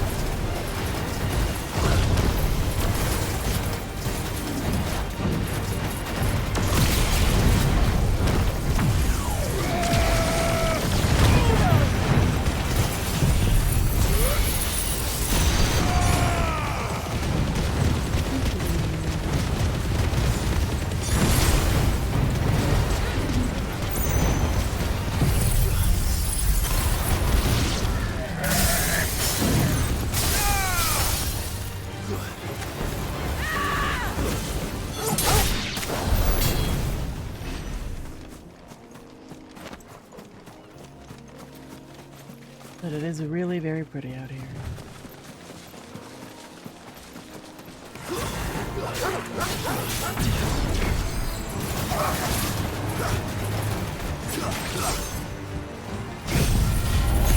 So precise.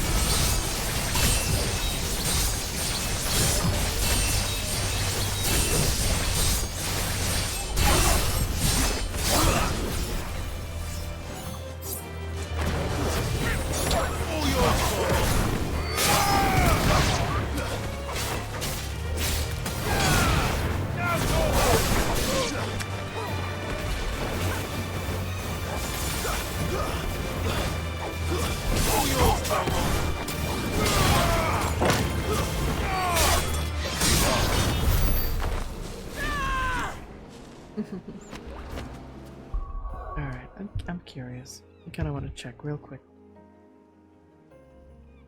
And I'm thinking I'll go to bed early.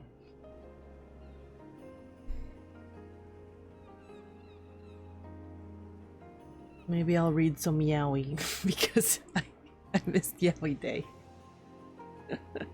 Let's see.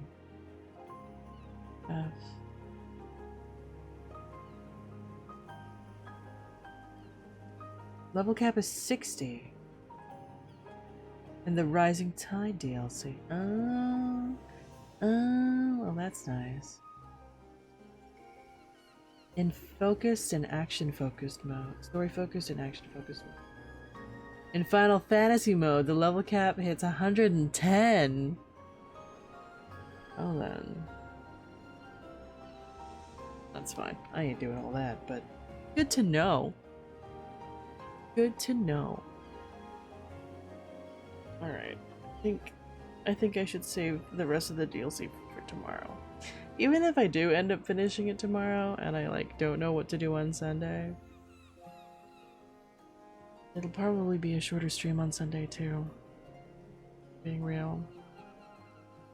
I'm going out for my brother's birthday and then the Ado concert's on the 5th and then math, life. Right.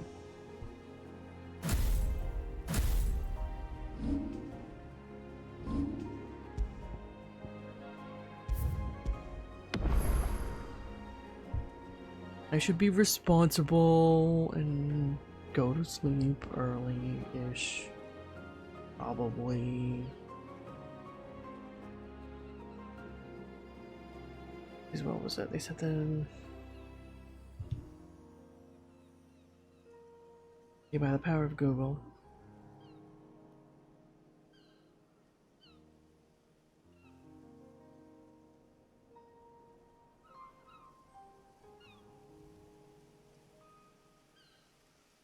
4 to 10 hours, depending on how much is spent on side content.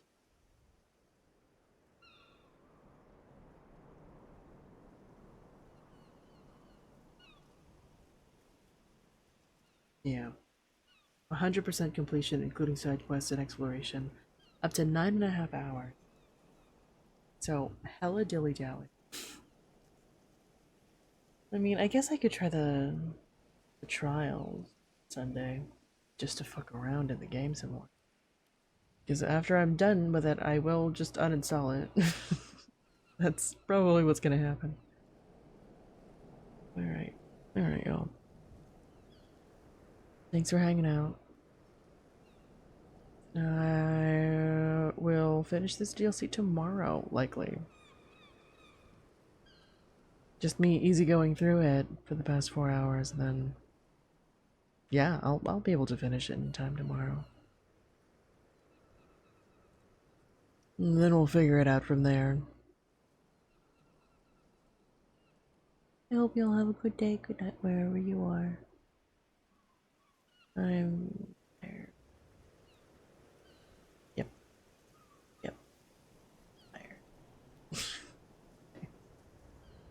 Thank you. Thanks for keeping me company. Bye. Good night. Thank you. Bye-bye. Bye-bye. Yeah, I'm just gonna. Bye-bye. Good night.